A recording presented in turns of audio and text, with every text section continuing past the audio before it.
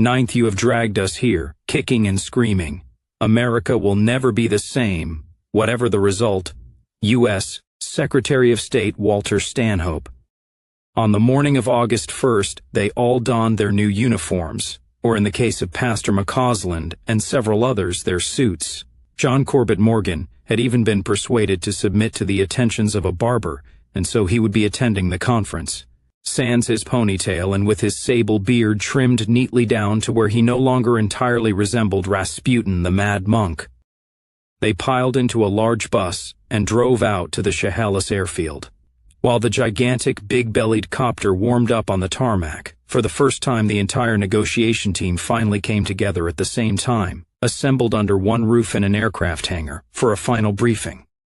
Red Morehouse, Carter Wingfield, Dangerous Dan McGrew of the 3rd Section, and General Patrick Brennan were there to see them off.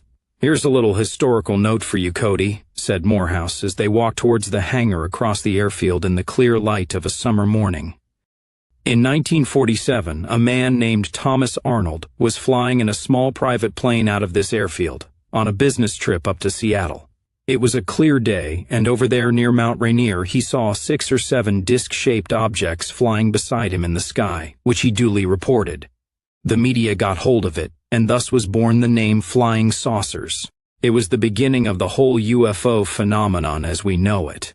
It's odd that this same little airport in this out-of-the-way little town in Washington state should be the source of a flight that will change history, not once, but twice inside of a century. That's what metaphysics buffs call synchronicity. Several long folding tables had been pulled together at one corner of the hangar, and sets of luggage had been laid out, each with a name on them. Each member of the delegation went to his or her luggage and opened up the suitcase to do a final check, finding everything from clean underwear to an extra complete NVA uniform, including boots, as well as extra ammunition for the sidearms which the delegates had insisted clearly and forcefully they would carry. Inside each suitcase was a false lining containing some of Doc Doom's electronic gear, which would be shuffled around as necessary once they got into their wing of the Lewis and Clark Hotel. There were also 1 briefcase per delegate, containing a full set of the official documents for the conference, and 2 long plastic garment holders with each set of luggage, one that contained a newly pressed civilian business suit of either male or female cut, and the second that held a set of formal wear, including patent leather shoes, which hopefully matched their measurements given to the new divisional quartermaster. "A tux," exclaimed Cody. "When am I ever going to wear this damned thing?" "You can pretend you're 007 facing down Goldfinger at the casino," said Morehouse. "Or Goldberger. Remember, it's shaken, not stirred." "You're kidding. I've never worn one of these things in my life, and I'd take 3 steps in these heels and fall flat on my face." Barrow smiled at her. "Look, we're in the big leagues now, the beginning of a new ruling elite, even if we're not comfortable with that reality, and we need to start acquiring the necessary social skills. You can bet that Fat Jewess Galinsky is going to show up at any formal events with some Dior creation that costs more than a tool and die maker earns in a year. I hope you rebel ladies will show her up." "Captain Chenault and Lieutenant Napolitano, maybe, sir," replied Emily ruefully. "I just look like olive oil." "You could always show up dressed as a ghoul girl," suggested Cody. "Speaking of cocktails, General, I presume the NVA General Order against alcohol consumption is still in force?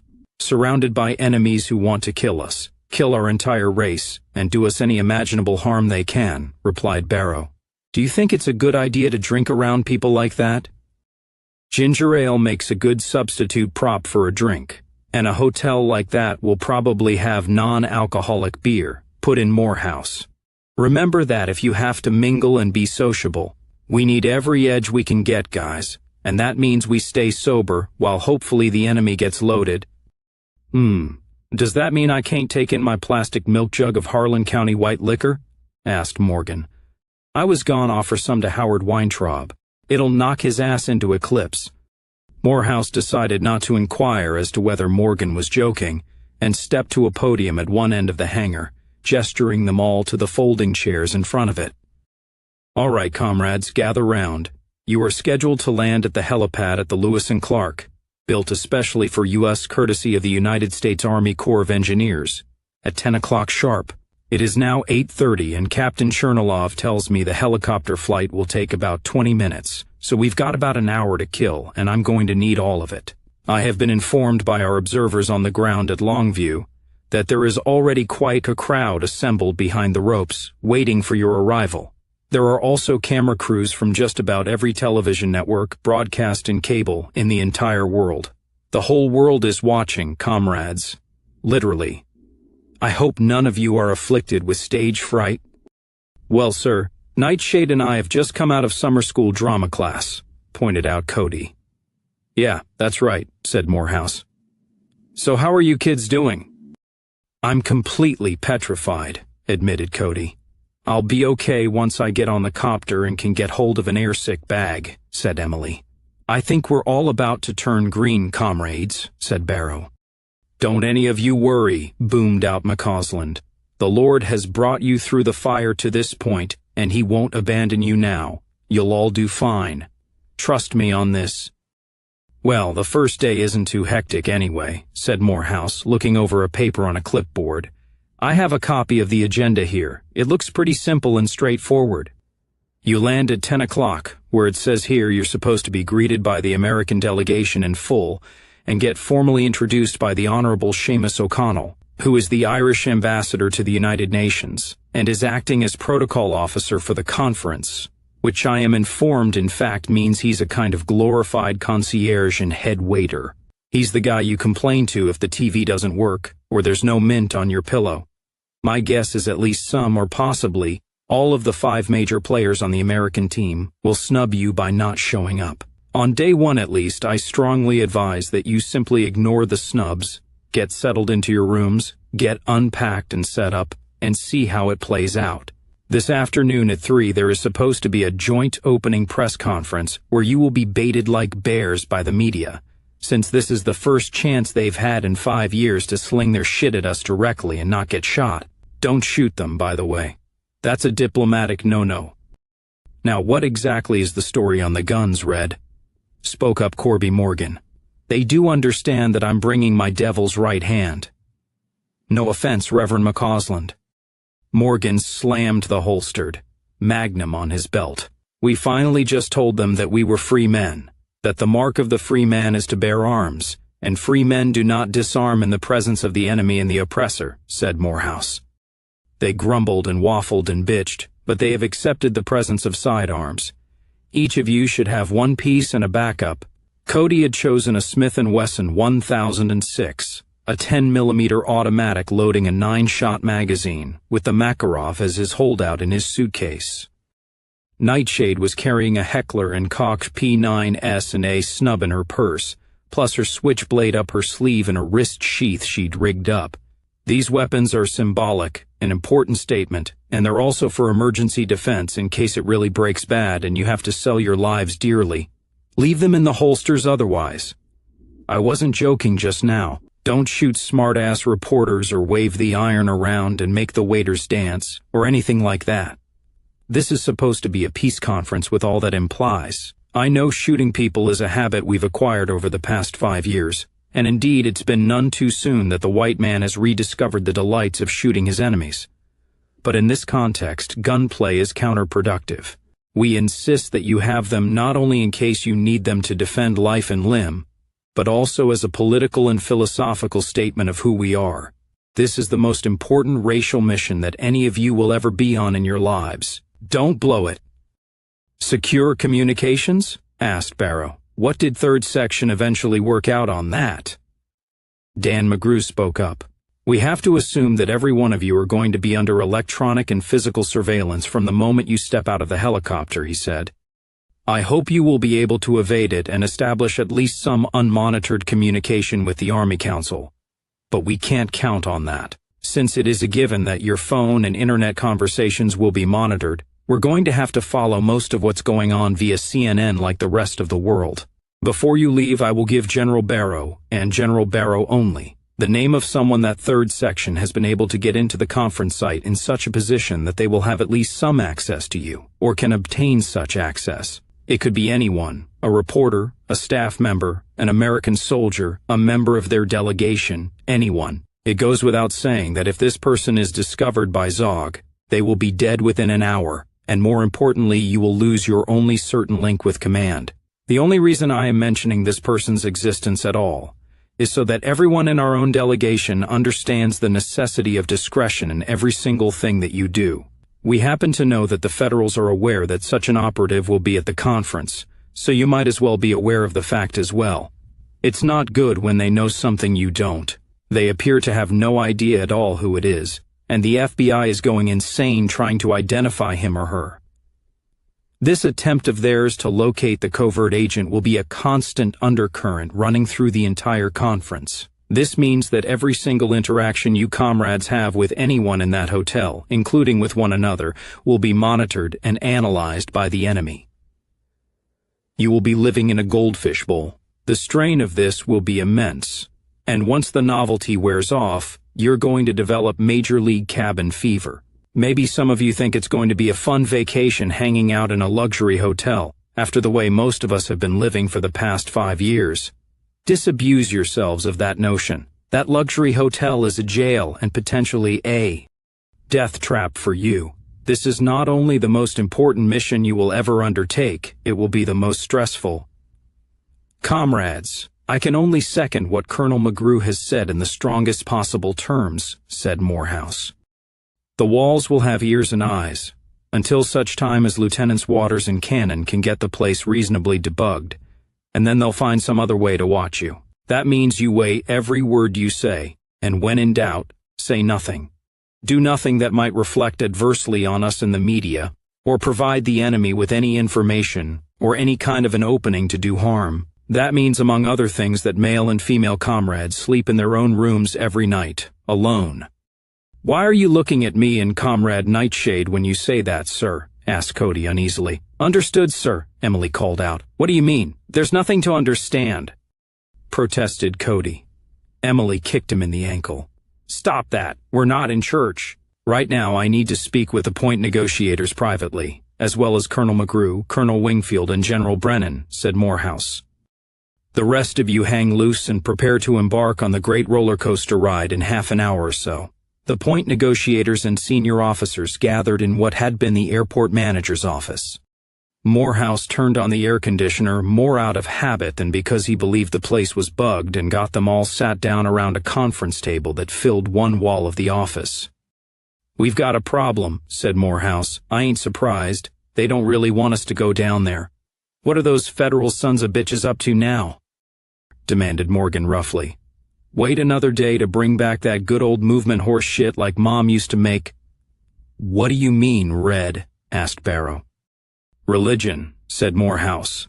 Barrow stared at him for a moment in silence, and then buried his face in his hands. They couldn't even wait until we got down there? Apparently not, said Morehouse bitterly. Tell me. A double whammy. First off, there was an unauthorized leaflet distribution in Corvallis, Oregon yesterday. A big distribution, 50,000 or so flyers dropped over the city from an airplane, baiting the local evangelicals, Pentecostals, and so on, calling them names, daring them to come out and fight. In this leaflet, Jesus Christ was referred to as a dead Jew on a stick, and described as having a homosexual relationship with his disciples. Mother of God! Cried Barrow in horror. This was an official NVA thing? It was signed by a newly commissioned NVA lieutenant named Gregory Fetterman, and done on his orders and on the party dime, so yes, in that sense it was official. But needless to say, it wasn't authorized by the Army Council or Agitprop, said McGrew, who was apparently in on the disturbing news. Lieutenant Fetterman is now Volunteer Fetterman once again, and he's being transferred, no doubt to nurture a sense of grievance as to how he is being persecuted by the NVA Bible thumpers, and eventually to make more trouble. The hell of it is he has a good combat record, and he's not a complete fool, apparently. It was excess of zeal. He has dog-do where his brains should be, said Barrow flatly. Oh, this is the very way for the new government to win friends and influence people, and convince poor and confused and frightened. working-class white folks whose churches are their lives, that we mean them no harm, and that things will be better with us in charge. And he couldn't even wait until we actually gained the Republic before he leaped into that lunatic slurry pond with both feet? I've got some bad news and some good news, continued Morehouse. The bad news is that the media got hold of this fiasco.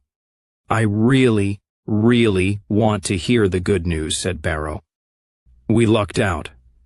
The commandant of the Corvallis flying column, Billy Basquine, was in town.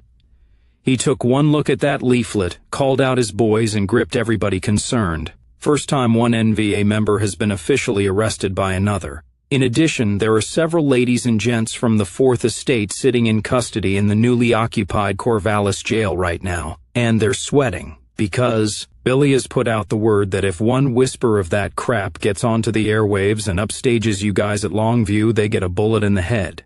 He made sure the news source made long, tearful calls to their editors and managers to drive home the point. I don't know if it's worked, too soon to tell, but if it does work, it has been a very near-run thing. If it doesn't, Basquine will probably shoot the news source, which will put the ones in Longview in a really favorably disposed mood to your delegation, I can tell you. Beautiful, said Barrow, slowly shaking his head. Just fucking beautiful. Ready for the other shoe to drop? Asked Morehouse quietly.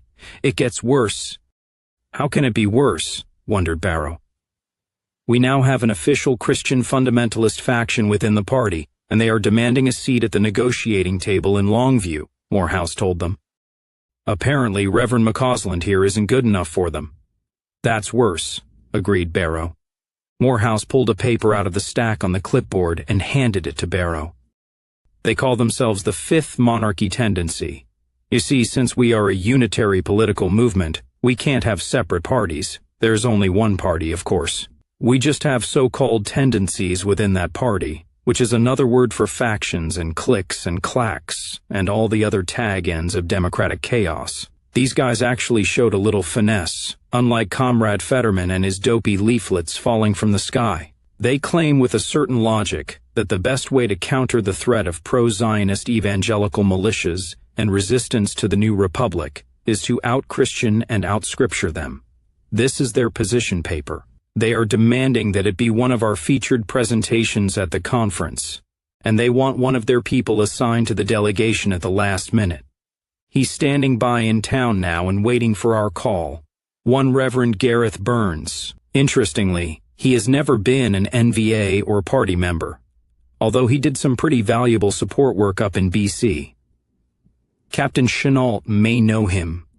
Never been a volunteer, yet he wants in on the kill and the cut, snorted Morgan. He's got some damned nerve. Third section is running a full profile on him now, reported McGrew, but apparently his bona fides are good. He's done prison time under Canada's hate law for preaching racial separation. You gotta respect anyone who made it alive out of Kingston, and understand if he's maybe a little funny in the head. That place is supposed to be worse than Florence or Auburn or the women's camp at Pullman. Fifth Monarchy, mused Barrow, glancing at the document in front of him. Where have I heard that before? I know them, said McCausland. They're an interesting blast from the past, actually, if you're into obscure religious movements. That was the name of the most extreme of the Puritans who fought under Oliver Cromwell. That's about where they are, too, theologically speaking. Back in the 17th century. They do not consider Christian identity to be true Christians, but a mere fly-by-night modern fad from the 19th century. John Calvin was wishy-washy, John Knox is more to their taste, and to them the last great mind in theology was Cotton Mather. The passengers on the Mayflower would have hailed them in fellowship. So I see, said Barrow. According to this, that's about how far we're going back in time. The Northwest homeland is to be a Christian state, and the Bible is to be the basis of the new society. Every law that is passed has to have a scriptural cite, chapter and verse. The new youth must not be raised in frivolity, whatever that is. Oh, and we are to have a king. Well, I could go for that, so long as I get to be king, said Robert Gare. We are to be ruled by King Jesus, according to this. Oh, I can just see it all now. We get up at the press conference, this tell everyone. Ladies and gentlemen, please set your watches back 300 years. Dear God in heaven, no pun intended. We are on the verge of securing the existence of our people and a future for white children, and these blubber-brained jackasses want to sit there and tell Howard Weintraub and Walter Stanhope all about frivolous youth and King Jesus. "What do you want us to do, Frank?" asked Morehouse. "First off, call Reverend Burns and tell him to stay the hell away from this airport, because if I see him I will probably strangle him with my bare hands," said Barrow. He handed the paper back to Morehouse. "Secondly, tell these people that they can take this nonsense and shove it up their asses, and I see no need for any diplomatic rewording." "The Political Bureau will," said Stepanov. Red. Will the Army Council and the Political Bureau be able to keep these yammerheads out of the media and out of our hair at the conference? How much support do you think they're going to get from the rank and file? "They're going to get from the rank and file," said Captain. "Yeah, and that terrifies me. Red, we must not have any kind of conflict breaking out between party factions while these negotiations are going on," pleaded Barrow. Please tell these assholes like Burns and Fetterman whatever you have to do. Lock their asses away if you have to, but in the name of all that is holy, make them shut up." "Carter?" asked Red. "You know I mean no offense to your own faith, but can you give me some idea of how much support this faction is likely to get within the party and the NVA?" Wingfield sighed. "I don't know, and I don't think that's how the question needs to be phrased. Let's see if we can avoid the whole concept of factionalism. Anybody who knows me knows I was saved long ago by a good preacher and a good woman. You also know I had a daughter killed a while back, and a son-in-law I long ago came to regard as my own blood who was lucky to make it out of Auburn. I want this new country more than I can say, and I want it to be a righteous land that walks in God's ways. But this," he gestured towards the Fifth Monarchy document, "this isn't the way to go about it. Look, let me talk to these people. I speak the language, so to speak." "Thank you, Carter," said Morehouse with audible relief in his voice. Barrow turned to them all. "And now I suppose I have to do something I was hoping to avoid. I have to ask you guys point blank, am I going to have to fight against this crap as well as the Federals when we get down to Longview? I mean, we know that the Americans are attempting to use religion to divide and conquer here. Have they succeeded? Have they penetrated this very delegation with this religious horse shit? Are you guys going to fall out and start going at one another with Bibles and hammers right in front of the media and hollering who's a dead Jew on a stick? I can't call off the conference, but I'd like to know. I'd also like to know why in the name of all sanity you people, both groups of you, cannot lay this aside for the common good of our people. Why in the name of God or gods or the great pumpkin am I even having to waste time on this, on today of all days, 1 hour before we confront the enemy of all mankind and try to save our people from extinction? What the fuck is wrong with you?" Barrow raved. "The ship is burning and sinking with our entire race on it, and you won't let us in the lifeboat until we decide how many angels can dance on the head of a pin. Damn you!" "All Southerners ain't necessarily got religion," said Morgan bleakly. "What I want to know is where was God when the FBI butchered my wife in the King County jail? Never mind. This stuff these Fifth Monarchy Hoosits are doing is stupid and verges on goddamn treason, and that damned fool down in Corvallis needs to be dropped out of his own airplane." "I am National Socialist," said Stepanov with a shrug. "I have no opinion." "All right, that leaves you two," said Barrow, looking at McCausland and Robert Gare. "Our movement has been avoiding the issue for 50 years, sir," explained Gare patiently. "Always we get told not now, later. We've been patient, but exactly when is later? When do we talk about this and make a collective decision for our race to make a new departure? I'm sorry, but to some of us, to a lot of us, a new spiritual path for the white man is important. Damned important. I have never understood how we are supposed to fight a deadly, dangerous enemy who threatens our very being, while at the same time worshiping that enemy as a god. We all know how Christianity has been used against our race as a weapon of corruption and genocide, and Colonel McGrew's daily intelligence briefings are full of incidents where these Bible-thumping dumbasses are being incited by their preachers to attack us on the ground because they think Jews are some kind of divine messengers or whatever. Captain Chenault is right on with what she said in there in the briefing yesterday. We can't just fight with guns anymore. We have to fight with ideas, And it's more crucial now than ever before that we take on the most poisonous and dangerous ideological weapon in the enemy's arsenal, and that's Christianity. And why exactly do you self-proclaimed pagans and atheists persistently refuse to recognize the patently obvious truth, which is that the so-called Christianity taught by these greasy, thieving televangelists for the past 50 years is not Christianity at all? Asked McCausland in exasperation. What part of it isn't simply a money swindle is Zionism wrapped in a quasi-scriptural disguise that's as phony as a $3 bill? These damn TV preachers with their private Lear jets and their $2,000 suits and their so-called prosperity theology are nothing but con men working for the Jews. They're part of the overall Zionist agenda to co-opt and destroy Western civilization just as much as the Federal Reserve and the United Nations and the Patriot Act ever were. Okay, fine, no argument. Let's string them all up. I'll pull on the rope myself. But anyone with the slightest knowledge of history can tell you that this so-called Christianity practiced by the major denominations for the past century is a vile mutation, an abomination that has no more to do with the original faith than it does with time travel. And may I ask, Captain, how many times in the past 5 years has your life been saved by Christian comrades of the Northwest Volunteer Army? How many Christian families have sheltered you when you were on the run? How many Christians have been tortured in the Fatpo barracks and the federal prisons, sometimes beyond all human comprehension, like that poor woman Kathy Frost? Many, said Gare. No argument there at all from me, sir. Look, nobody I know, nobody sane anyway, wants to ban Christianity or persecute you. Fetterman and his kind are kooks. It's rather the reverse we're worried about. You see what these Fifth Monarchy people are trying to do already, turn the Republic into a theocracy. Yes, I am familiar with the history of Europe under Christianity, and a lot of good came from it. I'll give you that hands down. But you can't be trusted with state power, because it's also a historical fact every time. You wind up in a position of power, you start burning people at the stake. I don't want to take your faith away from you, but I damn sure am not going to tolerate any attempt by a bunch of ignorant tub-thumping boneheads to take my faith away from me. Barrow waved his hands helplessly in the air. Gentlemen, you do understand, don't you, that if any discussion like this occurs at the Longview Conference within range of the federal listening devices and they pick up on it, we might as well pack the whole thing in and come back empty-handed? Or if we can't present a united front, they're going to eat us alive.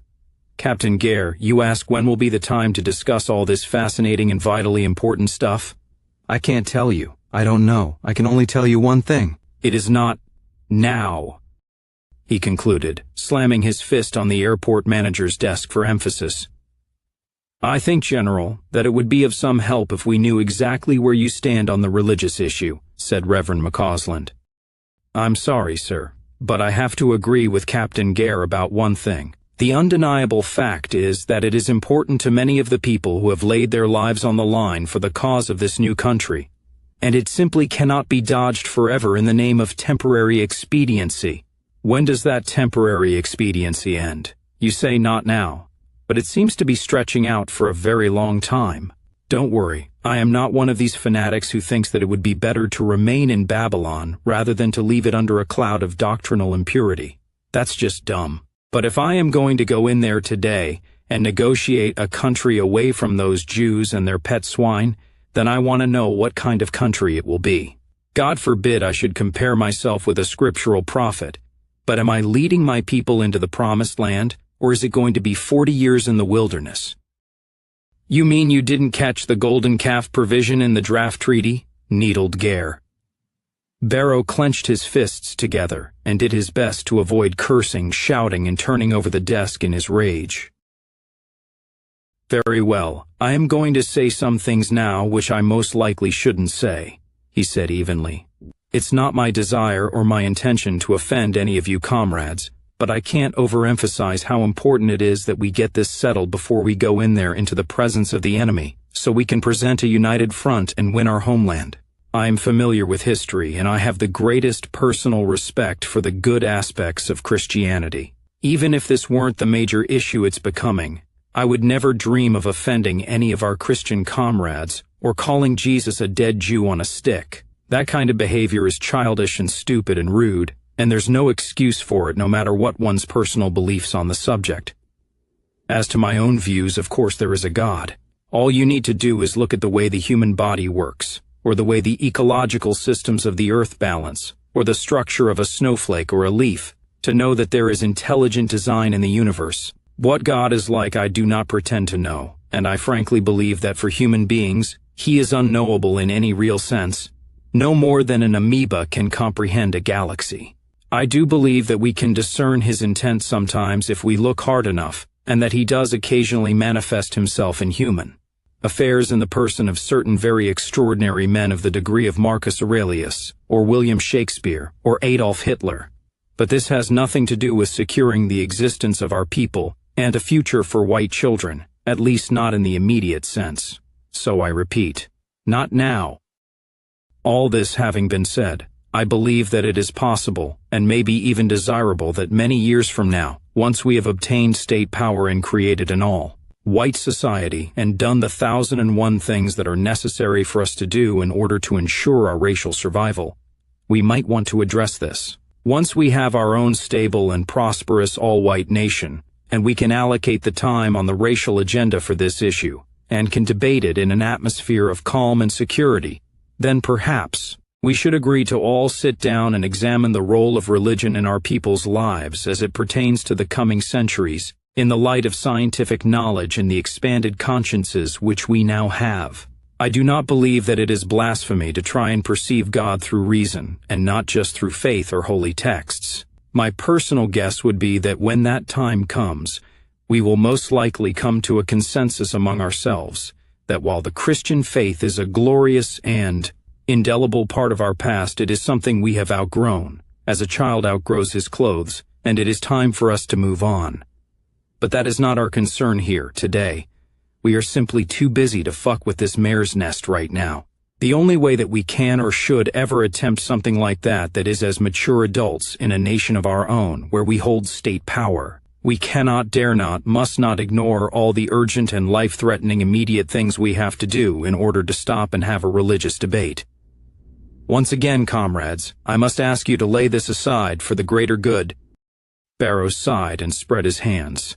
And that's about the only thing I can say to you without breaking down and shouting myself. The whole issue is basically insoluble, but since we're all going to die, we're all going to find out what, if anything, happens after death. Why exactly do we have to sit down and figure this out now, with our debut as a nation onto the world stage 45 minutes away? You're a bit more long-winded than you think, Frank, said Morehouse. Our nation's debut onto the world stage is now an hour away. There was a knock on the door of the office, and a young man in uniform stuck his head inside. Sirs, Captain Chernoloff says we need to start boarding now. Barrow stood up. Later, gentlemen, he said. Much later. Now we've got a job to do. Let's go do it. They all stood up and filed out the door. Barrow hung back, his hand on McGrew's arm, and they walked out of the office and across the tarmac together. The delegates were loading the luggage onto the helicopter through the rear door that descended down into a ramp. I believe you've got a name for me, Colonel? Cody and Nightshade were standing outside the hangar on the tarmac, next to Colonel Wingfield's Humvee, and the young volunteer who had been at the Bellevue Church and carried the antique British revolver was with them, his Webley in a holster at his side. A small, intense-looking girl with dark brown hair was adjusting Nightshade's uniform, her neckpiece and crossbelt and beret. Barrow recognized the girl volunteer as Wingfield's driver. Crossbelt always left waist to right shoulder, she was saying. Don't put it on backwards unless you're left-handed, because it's meant to hold up the weight of the gun and holster and stop your belt from sagging. And the insignia on the beret goes over your left eye. She stopped and stood to attention and saluted Barrow smartly. Good morning, General, she said. Morning, C, replied Barrow, returning the salute. I heard you were becoming our official female uniform fashionista. China's giving me tips on how to wear these duds, sir, said Nightshade. Especially how to get this dicky or doily thing on over my head without messing up my hair. Barrow noticed that both China and the young man were wearing NDF tabs on their collars. You're not SS yet, Shane? He asked. I thought you and C would have gotten in on the ground floor through Carter. He offered, yes, sir, both of us, said Shane. but we started out with a pretty tight crew down in Dundee. Been with the same company since 1022, so we decided we wanted to finish with them. Barrow turned to Cody and Nightshade. Right, you two get on board. Time we got this show on the road, the two of the copter, which was beginning to rev the rotors. Morehouse strode up to him. McGrew give you what you needed? Yeah, said Barrow. Damn it, Red, I wish you were coming. I wish I was too. Well, it's not as if I'll be on the moon, said Morehouse. I'll be only a cell phone call away, so you can hear my dulcet tones anytime you want. It's just we'll have to assume we're being listened to, so don't be surprised if I launch into a long historical lecture about Andrew Jackson and the central bank. But for now, all I have to say is give 'em hell, Frank. Good luck. The two men shook hands.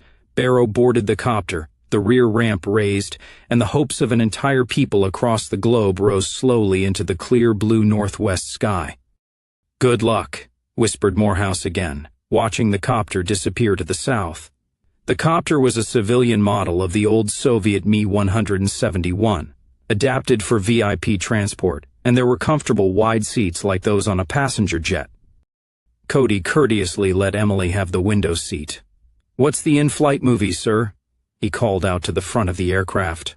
Birth of a Nation, called back Barrow. Actually, we do kind of have an in-flight movie, since this copter has a TV up here which I will turn on and get. CNN, it looks like. You folks at the back may not be able to see it very well. Comrades, please keep your seatbelts on. This will be a short ride, but for all we know some die-hard loyalist fatpo, or some church-going lout who is hearing voices from God in his head, may decide to shoot at us in the air, or as we come in to land. I'll keep an eye out for fighter jets and missile trails, volunteered Emily, her nose glued to the window. That's a cheerful thought, said Cody. You can tell us to all put our heads between our legs and kiss our asses goodbye. The flight from Chehalis was only 20 minutes, as the Russian captain had predicted, but it seemed to last forever to Cody. No one on board spoke much. Cody could see the golf course at the Lewis and Clark looming on the ground through the window as he looked over Nightshade's shoulder. The Russian helicopter landed on the hotel lawn, and as they were all watching the CNN news monitor, they actually saw themselves drop out of the sky. They could see themselves, their copter sitting on the grass. There was a crowd of what appeared to be easily 10,000 people who were being held back by U.S. Army military police, Washington State Patrol, and men in blue helmets who were presumably UN peacekeepers. That's an awful lot of MPs, said Morgan suspiciously. Petrified of these sidearms we're carrying, said Barrow. I can understand why, chuckled the mountain man. They've been on the receiving end enough times. Okay, now what? Asked Barrow as the copter's engines switched off. Jane, you're our protocol officer? Jane Chenault was talking on her cell phone. She hung up and said, yes, that was Mr. O'Connell. There's a couple of problems already. She stood up. All right, guys, this is our moment, eh? We still have a minute or two before we disembark, while they are rolling out the red carpet, literally. Well, actually, it looks to be some kind of green vinyl, but someone's being considerate. Either they don't want us to get our shoes muddy, or else they don't want us tearing up their golf course. You can see on the TV that pavilion type of open tent they've got set up at the edge of the landing pad, like a big awning. That is where we are supposed to be greeted by the American delegation, which in addition to assorted flunkies will be comprised of Secretary of State Stanhope, General Brubaker, and Mr. Lodge. Howard Weintraub and Senator Galinsky are boycotting all functions where any member of the NVA is present other than the direct negotiating sessions themselves. So I guess us girls won't be able to compare our formal gowns with hers. Which is just fine and dandy by me, exclaimed Barrow enthusiastically. Now I'm just all torn up inside over that, said Morgan, shaking his head woefully. I must confess, I wish to look at the face of Galinskaya as little as possible, admitted Stepanov. It is remarkably Jewess. That means they will have all the more time to skulk in the corners and plot against us, warned McCausland grimly. Yes, well, we're also being snubbed in the matter of mood music, continued Jane Chenault. The Americans had kindly arranged for the Marine Band to be present, and as we did our little stroll down the catwalk out there, they were going to play an orchestrated version of the old Civil War ballad Two Brothers. implying that this is a civil war against fellow Americans who are basically our brothers, and not a war against a violent tyranny, said Barrow dryly. Nice little spin. One for them. Well, apparently, Weintraub got all outraged at the idea of playing tunes for terrorists, and so they scratched the Marine band, and now there's no music, said Jane. I was speaking to Chernilov. This bird has some exterior speakers, big ones, and he has some CDs, but they're all Russian classical. I think the 1812 overture canon passages would be a bit over the top. He's got the Nutcracker Suite, but do we really want to go face-to-face with America to the sound of the dance of the Sugar Plum Fairies? The only thing Chernilov's got that he says would be appropriate is something called the Great Gate of Kiev. Ah, Mussorgsky, said Stepanov. I know it. It's perfect for us. Very solemn and dignified. We carry Russian rifles and we arrived here in a Russian copter, said Jane.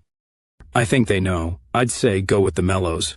We also don't know whether or not they've got people planted in the crowd to yell slogans and obscenities and whatnot at us, and generally cut a shine for the TV crews. They used to love to do that before 1022. We might want some classical music to drown out any clacks. You have to bear in mind that we haven't done any media interviews up until now, and we made the reptiles keep their distance down in Chehalis and Centralia, much to their frustration. So except for a few odd exceptions like Captain DeBella beating that reporter on camera in the Eastgate Mall, the world as a whole has never seen us except as faces on the post office wall. You might say this is our coming out party, and they are all out there looking us over as fresh meat after a long hungry spell. From this moment on, in addition to all the government spies, the media are going to be all over us like ugly on an ape, eh? I'd say let's make our entrance to some groovy vibes. It will give them one more fairly harmless thing to yammer about on the cable talk shows. I feel like the aliens descending to Earth in that old movie about Close Encounters, Gare said. That's how most of these people probably view us, said Barrow. Jane's right.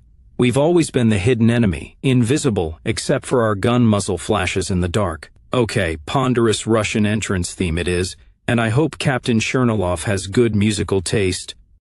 Right, this ramp is wide enough to we can go down 3 abreast, said Jane. General Barrow, you and Commandant Morgan and myself need to step out first to present contrast. Diversity, if you'll pardon the expression. One side and the beast on the other, Frank, laughed Morgan. Comrade Chenault lined them all up in front of the rear door. Now the salute, Jane said to Barrow. When you reach General Brubaker, you should give him a snappy military-style salute, not NS. The object is to see if he returns it. If he doesn't, we'll just ignore it and move on. But if he does, that means he acknowledges the NVA as fellow soldiers. So this is an important political statement as well. It may also be a signal of their intentions for the whole conference. No Heil Hitler? Asked Barrow. Oh, good Lord, no, said Jane, shocked. Really, General? You know and I know what that ancient salute of our race means. The overwhelming majority of the billions of people who will be witnessing this around the world do not. Remember, this is an historic event and we only get one take. Please, sir, don't turn it into comic opera. So I shouldn't fart and spit when I shake hands with people? Asked Morgan. All right, this is it, comrades, called Barrow. When the ramp hits the ground, just follow us out. We walk down this vinyl pathway they've laid out. Don't try to march in step. We haven't practiced drill and ceremonies, and we'll just end up looking foolish. No goose-stepping or clowning around, just a calm, normal walk. If anybody in the crowd yells, ignore them. No yelling back, no giving them the finger, nothing like that. I don't think they're close enough to throw things, but if they do, we just dodge their incoming and get on with this. We meet the Americans, and then... What? He looked at Jane. We get on that electric courtesy van by the marquee, and they take us to our section of the hotel, said Jane. The Swedish peacekeeping team will follow with our baggage, loaded onto golf carts. We have Mr. O'Connell's promise the bags won't be tampered with. I'm not sure how much weight his word actually carries with the feds, but I don't think they want to publicly embarrass him. It's finally gotten through their heads that constantly baiting and humiliating Europeans isn't exactly productive. On an intercom, the pilot says they've got that vinyl walkway rolled out and they're ready. Okay, Captain, letter a Russian voice on the intercom. What is RIP, please? Akriti Devir, Tovarich Kapitan, Emoshna Mui Muzika Musorgsky Jest? Spasiba, called Stepanov into the intercom.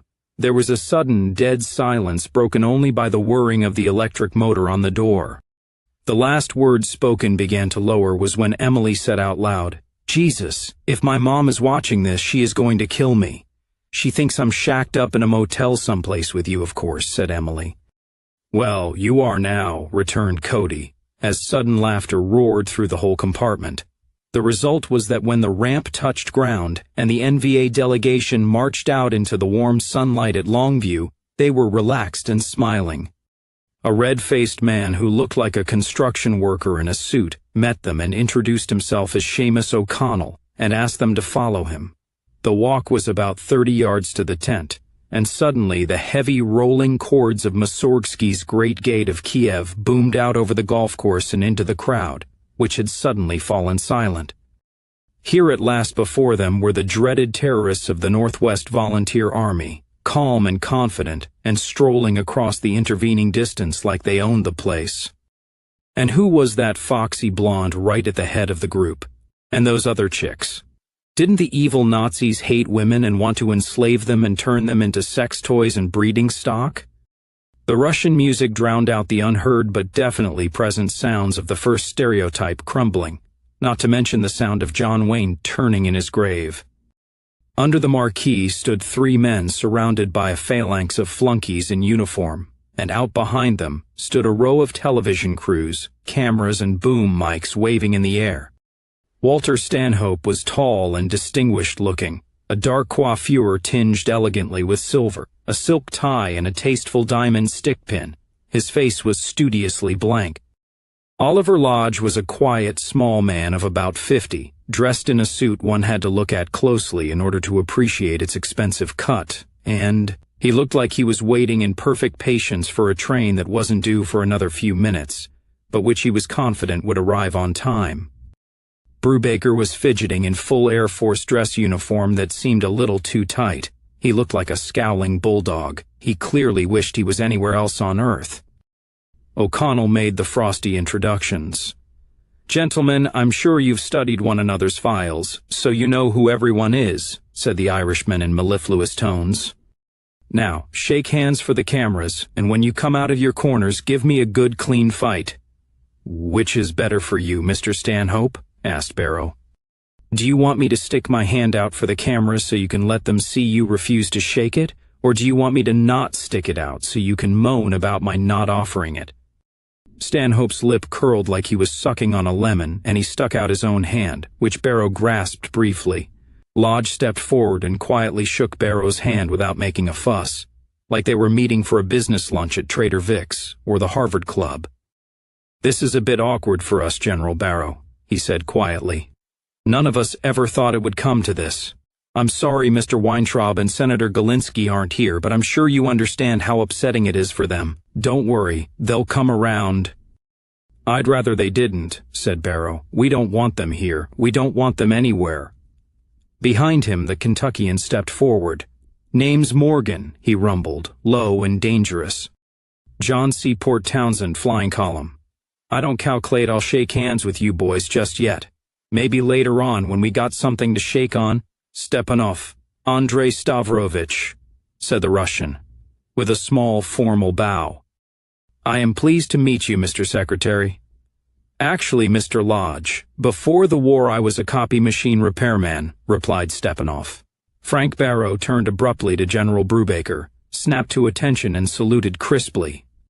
Caught off guard, out of sheer lifetime habit, Brubaker returned the salute, and the hovering television cameras caught it clearly. Barrow could even hear a few gasps from the crowd. Brubaker jerked down his hand from his cap visor and practically spluttered in chagrin, but Barrow had already turned away. Wildly he looked around, up and down the line of NVA people filing past, and he fastened on Cody and Nightshade. "My God, how old are you, son?" he demanded. "Old enough to have made sure some of your lot never got any older, sir," replied Cody politely. "And you?" asked Brubaker in astonishment, looking at Emily. "I'll be old enough in a couple of weeks," Then you can have my room number, big boy, she simpered. O'Connell overheard them, leaned over and said, Now, me girl, let's leave off playing the silly buggers until we get to the negotiating table. He firmly shepherded both of them towards the courtesy van. It was over before they quite grasped it all. The doors of the van were shut, and they were rolling towards the imposing great hotel. Good job, Frank, chortled Morgan. Wrong-footed the bastards right from the first minute. The reporters who clustered around the security-cordoned lobby entrance, shouting questions at the NVA delegates, noticed that they were all laughing as they got off the bus and were swept into the hotel by the Swedish UN troops. That and the amusement which had been captured on video when they first stepped off the copter gained them the nickname on that night's cable shows of the Laughing Terrorists. Syracuse. In the wing of the hotel assigned to the NVA, Captain Chenault had the Swedish peacekeepers line all the baggage up against one wall of the corridor. She addressed the milling crowd. First, before Mr. O'Connell leaves us, check all your bags and make sure they're all here.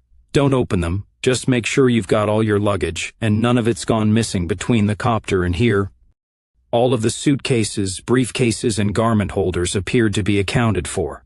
A man standing beside O'Connell, who appeared to be about to have a nervous breakdown at finding himself surrounded by several dozen gun-toting NVA terrorists, identified himself as Mr. McNamara, the hotel manager. He wished them a pleasant stay at the Lewis and Clark Hotel, and then he fled to the elevators, followed at a more sedate pace by O'Connell. Two of the Swedish peacekeepers, unarmed and wearing blue berets, stood by the elevator doors. They say O'Connell asked them to keep a guard on the exits and entrances, Chenault told Barrow. Sense, for now. Later, we'll work out a permanent watch rota of our own. I don't like subcontracting the delegations, what, Captain? Since I guess you're kind of den mother to our band of happy campers. All right, happy campers, listen up, eh? Jane told them. We are in the South Wing here. The Americans are in the appropriately named West Wing, the peacekeepers and MPs in the North Wing, and the hotel staff and selected media in the East. I don't like that arrangement because it means you've got reporters across the way who can see into our wing of the hotel, but I prefer that to the enemy himself, either their delegation or their military police. I recommend you keep your windows closed as much as possible, as claustrophobic as that is going to feel. Remember, they've got telephoto lenses. Female personnel especially, make sure your room is secure when you're taking a shower. We don't want any of our alabaster rebel bodies on the front page of the tabloids in every grocery store checkout line in America now, do we? The management haven't assigned us rooms as such, but they do suggest that our senior people, however we define them, make use of the executive suites at the end of the hall here, continued Jane, consulting a hotel map. That makes a kind of sense, sir, since those suites have fax machines and computer hookups. Yes, I know they're bugged, but so's the whole hotel, and if we use those hookups for routine traffic, that might allay suspicion. There are 2 bedrooms in each suite, plus a living room, a kitchen, and a workroom or conference room. They're like apartments. The regular rooms are also quite spiffy, eh? But you will notice something. They cannot be locked, and the electronic keycard boxes are removed from the door. We insisted on that, to make sure that no Fed could sit down in a security control room somewhere in the hotel and lock us in our rooms with the push of a button. So if you're showering or in the bathroom, make sure you shoot the deadbolt so nobody walks in on you. Now, this wing of the hotel is supposed to be reserved exclusively for our use. We will be doing our own housekeeping and making of beds, etc., every morning, and rooms will be inspected by myself or one of the senior officers to make sure they look like they are inhabited by white people and not niggers from the housing projects. When we leave here, no one is going to be able to say that we damaged anything or stole so much as a washcloth. There should not be anyone but us up here, and for now a few of the Swedish peacekeepers, until we arrange to get them off the floor and take over our own security, which we're going to insist on. There should never at any time be anyone on the floor except us, and on certain occasions Mr. O'Connell, or the manager Mr. McNamara.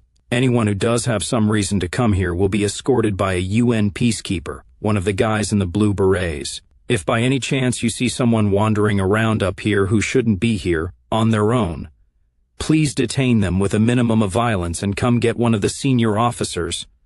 One more time, people. Do not shoot or beat the crap out of anybody unless they really break bad on you and have no choice," added Barrow. "Anyone who's up here without an escort is probably a reporter who snuck in. Once we make sure he or she isn't an assassin, we quietly but firmly put the cat back out. Please be extra careful to knock politely before entering the room of any comrade, especially one of the opposite sex," finished up Jane Chenault. "Knock, open the door a bit, and then call and identify yourselves, eh? We're all going to be edgy, surrounded by enemies as we are, and we don't want any gun accidents." Quickly, they sorted out a room assignment roster, with the 3 executive suites going to Barrow and McCausland, the second to Stepanov and Gare, and the third to Jane Chenault and Emily Postris.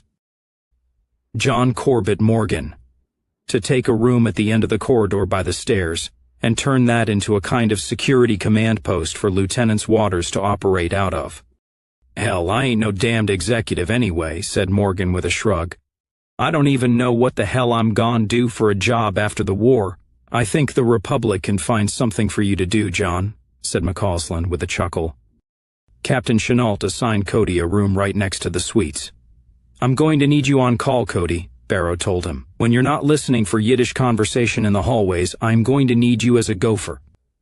"Okay, group attention." He spoke up. "Lieutenant Brock is my aide-de-camp, so you can take anything he says is coming from me. Right now, take your luggage and go to your assigned rooms. Search the whole room from top to bottom, as carefully and as quickly and as silently as possible. Report anything that is clearly wrong or just looks odd or out of place to Lieutenant Cannon. Lieutenant Waters will be by and do a preliminary sweep of each room with his beepy thingy as soon as he does his own. It is now 10:30. He looked at his watch. "According to what I just learned from O'Connell, room service will be up here at 12 noon with lunch for us all, so we've got time to secure this floor. The kitchen staff has supposedly been vetted by the UN Conference Commission and is all white, but for all I know they all may be FBI agents, and they may have pissed in the soup and poisoned the peas. Watch what you eat for any signs of tampering. These rooms have microwaves in them, and it may not be a bad idea to eat mostly sealed, prepared, or frozen food that we have cooked up ourselves. I don't think these people would try poisoning or drugging us, but every one of you here knows damned well that they're capable of anything. Let's go." Cody was rare among volunteers in that he had stayed in his share of luxury hotels across America and in Israel when he had been with the Sapersteins, but he had to admit that this room was probably the swankiest he had ever stayed in. The paneling on the wall was genuine oak, the curtains were real velvet, the carpet was soft and ankle-deep, and the fine picture of the Multnomah Falls on the walls seemed to be an original painting. The king-sized bed had auto-massage. The bathroom had a small jacuzzi as well as the most gleaming and inviting shower he'd ever seen. The small refrigerator was full of soft drinks and microwave snacks, and the mini-bar was well stocked with a selection of beers, liquor miniatures, and mixers. Cody unpacked his suitcase, hung up his spare uniform, his business suit, and his tux, and carefully stashed his holdout gun and extra ammo. The equipment in the lining of his suitcase he left where it was. Dr. Doom would collect it as needed. There was a knock on his door. "Come in," he called, his hand on the butt of his pistol. It was Lieutenant Lisa Napolitano, a poised and voluptuous Mediterranean beauty who definitely filled out the uniform well. She was carrying a plastic wastebasket from one of the suites. "Booze patrol," Napolitano told him. "General says all this liquor goes out of the rooms. Not that he doesn't trust his troops not to forget the regulations, but just to be on the safe side."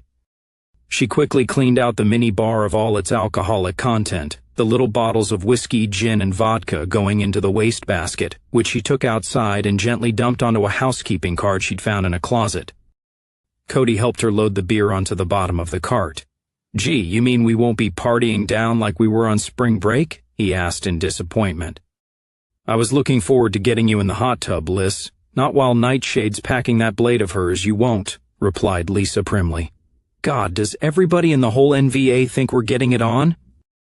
cried Cody in exasperation, but she was already down the hall, knocking on the next door. The next visitors were Dr. Doom and Jack Cannon. "Find any creepy crawlies?" asked Doom. "No, but I understand the feds have little micro cameras that they strap on the backs of mosquitoes," replied Cody. Damned near, agreed Waters. They actually created a prototype of a real bug, a mechanical cockroach that was fiber optic, but whatever it is, if it's live, it's going to give off energy of some kind. A magnetic field, a microwave, a laser stream, a subsonic, a sine wave, something. Doc swept the room with a detector of his own design and found nothing. Not surprising, he said. They probably got all their gear switched off now, so it's not giving off anything. I hope so, or else they'll see what Jack and me are doing.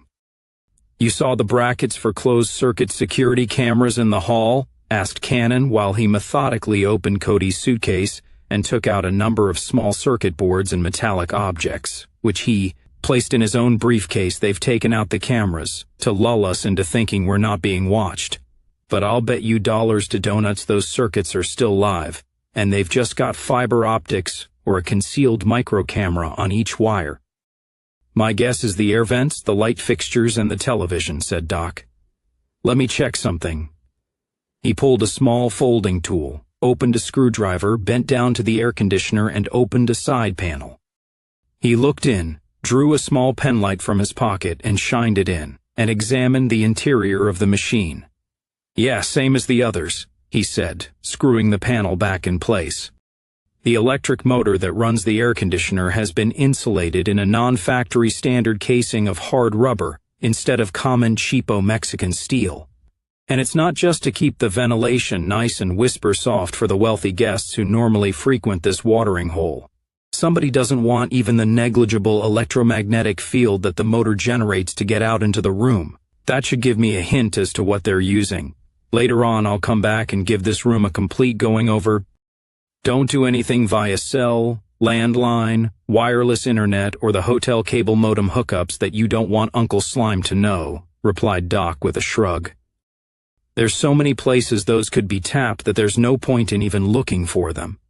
We have our own encryption programs and scrambling gear, and we'll see how good they are, but Zog can probably analyze and break them all in time. He pointed out the window of Cody's room. See up there on the roof?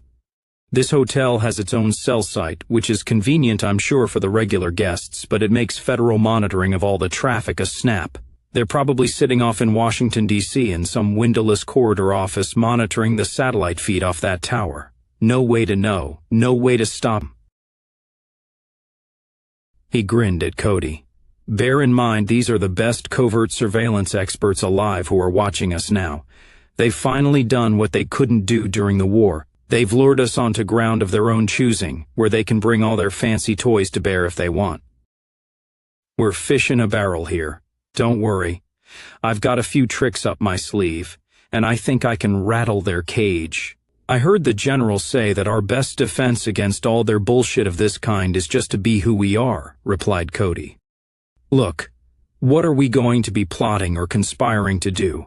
To secure the existence of our people and a future for white children. Everybody already knows that's why we're here, so what if we are overheard? The phone by the bed rang. Cody picked it up. Room 224, he said. Barrow's voice spoke. Cody, come on down to my crib. I need you to do some AD camping. It's beginning, he explained when Cody arrived at his suite. I just got a call from the Secretary of State, Walter Stanhope. He wants me to come over to his suite for a little pre-discussion chat to break the ice, as he puts it, before the joint press conference this afternoon. Just me and him. Cody noted that all the other negotiators and Captain Chenault were also in the room, so Barrow was keeping no secrets from his team. I presume this will be their first attempt to bribe me, or split me away from the rest of the delegation, or maybe rub me out in some kind of regrettable incident. Either way, I can't go completely alone. I don't know whether you'll be allowed to listen in, but in any case, I need someone with me. Okay, sir. Where is the secret meeting to be held, and how do we get past the lobby without getting mobbed by media? Asked Cody. There are service tunnels below this hotel that connect the various wings, and they've been declared off limits to the media, Barrow told him. Stanhope is sending one of his people over here to escort us to his suite in the West Wing. He will be accompanied by a UN peacekeeper, as per the rules. He'll take us to Stanhope's suite. There was a knock on the door, and Jane opened it. One of the peacekeepers stepped in, saluted Frank, and said in perfect English, "Sir, Senator Galinsky's personal assistant is here." "Galinsky?" asked Barrow in surprise. "I thought Galinsky wasn't even acknowledging our existence?" A lithe and elegant 20-something woman with jet black hair and a face seemingly chiseled in white marble stepped into the room. "I'm on Senator Galinsky's staff, yes, but I'm running this particular errand for the secretary," she said. She was wearing a casual yet businesslike dress and jacket combination that seemed slightly informal in the surrounding uniforms and dark business suits overrunning the hotel. Cody took one look at her and froze. The floor seemed to suddenly heave beneath his feet. She ignored him. "Mr. Barrow?" she said, walking over and extending her hand. "I'm Susan Horowitz, Secretary Stanhope's confidential assistant. If you could come with me, please." "And the secretary mentioned you were bringing one of your bodyguards?" "That's General Barrow to you," said Cody coldly. Barrow waved his hand gently. "Cody, we're here and she's here, and I'm sure Miss Horowitz is capable of understanding the implications of that fact. No need to sweat the small stuff. If she feels she can't acknowledge the legitimacy of our military rank, that's fine." He turned to the woman.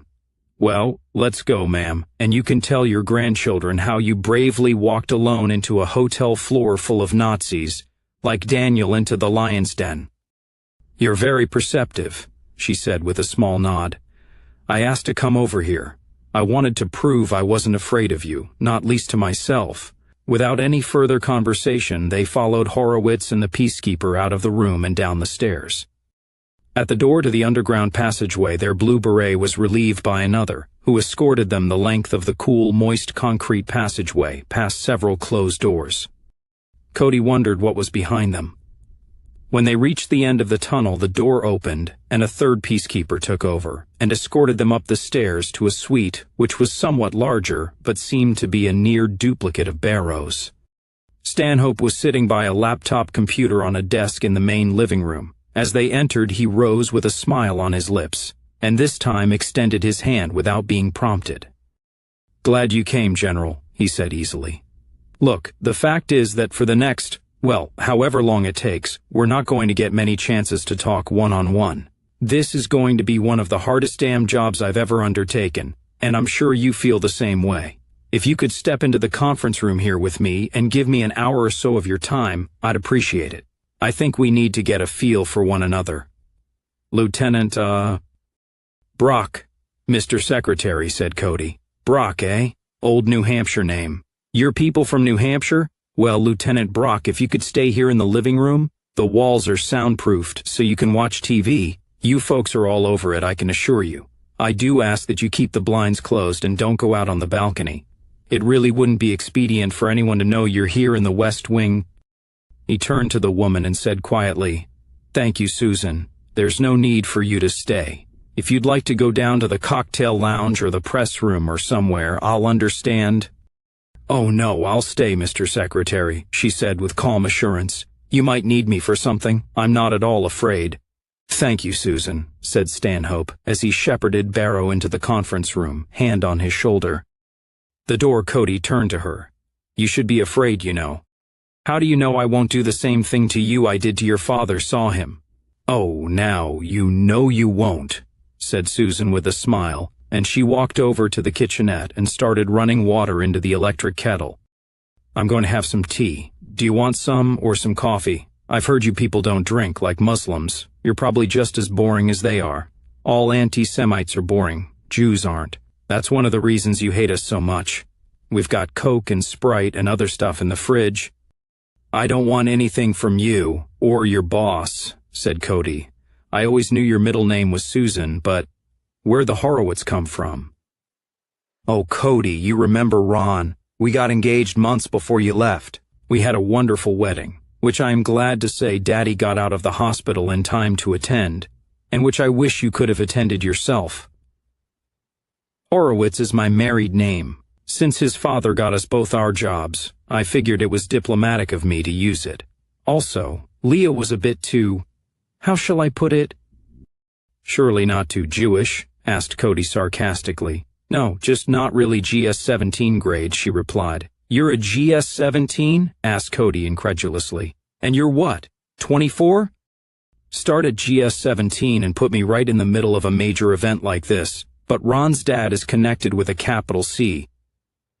Joe Horowitz and Jeanette go way back, to the first Clinton administration, in fact. Ron got his law degree, and he's now assistant counsel to Senator Galinsky's office. He's back in Washington, D.C. This is turning out to be quite a family reunion. I wonder if I called Karen at Berkeley, would they let her come up here and join us, once more for old time's sake? I don't think I could touch either of you again without vomiting, Cody told her honestly. Does your husband know what you and Karen did to me? Oh yes, and he likes me to talk about it, said Leah Susan. Describe each session. It really turns him on. He wants to do a threesome with Karen, but that kind of play shouldn't be kept in the family. We're not kids anymore. Well, I never was family, was I? No, you weren't. It wasn't like you were our real brother, you know. Oi, do you think we're depraved or something? She made herself a cup of herbal tea and sat down on an armchair. She drew her legs up under her in the peculiarly predatory manner he remembered, she and her sister both. Lounging around the house, by the pool, in the rumpus room, in the TV den, they had been like dual snakes about to strike. Oh, Cody, look at you in your big bad Nazi costume. Heavens, how silly you look. You're still a little boy in his cowboy suit, with his little toy 6 guns. A little boy crying for his daddy who is never coming back. Cody sat down on the sofa. Now you're trying to provoke me. Why? Really, what makes you think I won't kill you? He asked, interested. As it happens, I won't, at least not now. Are you trying to be some kind of Jewish heroine? Maybe you're trying to enrage and incite me into some act of violence against you, so as to wreck the peace negotiations, and that's why you're here. But it won't work. If you don't mind my mixing up old Streisand numbers, there will be a time and a place for us, Leah, because I do indeed remember the way we were. And you and Karen and Larry are going to pay for the way we were, but do you really have the courage to push me over the edge now, and take the consequences? I don't think so, Leah. You love life too much to give it up. People like you hang on to life like a drowning rat. One of the reasons I ended up in the volunteers was that after living with your family, I just plain didn't give a damn anymore. But don't worry, this is too important. To my great chagrin, you're as safe with me right now as if you were in Fort Knox. Suppose I pull off my top and my bra right now, run to the balcony and start yelling rape? She asked in a sultry voice. There's enough reporters around here to fill an ark. That would do it, Cody admitted. If you do that, I'll shoot you once dead senator to put you down, and when you're on the floor I'll give you another couple of rounds in the face to make sure I mess it up good. That will scupper the conference right here, and the war will resume. And if the Americans don't kill me here in this room, I'll probably face some kind of court-martial from my people or yours, wherein I'll simply tell them what happened, and we'll see how it plays out. Is that what you want, Leah?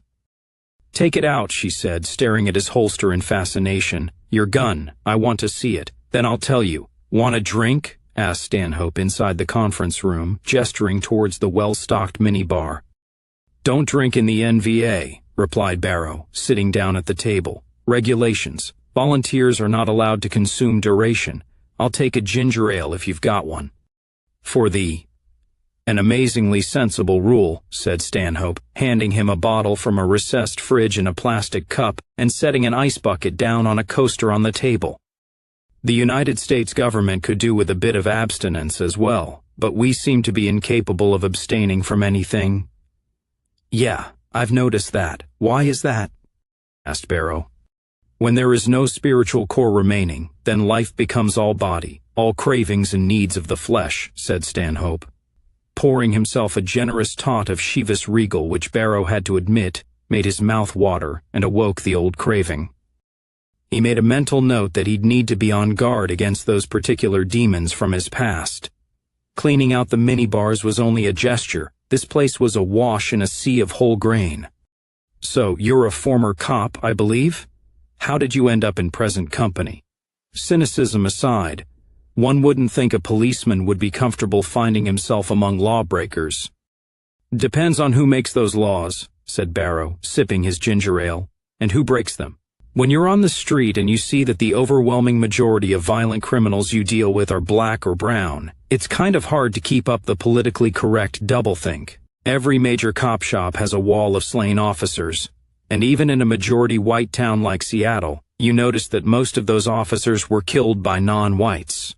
In my case, I made the silly mistake of believing that the law applied to well-connected black politicians. How did you end up in present company? Oh, I'm not a career diplomat.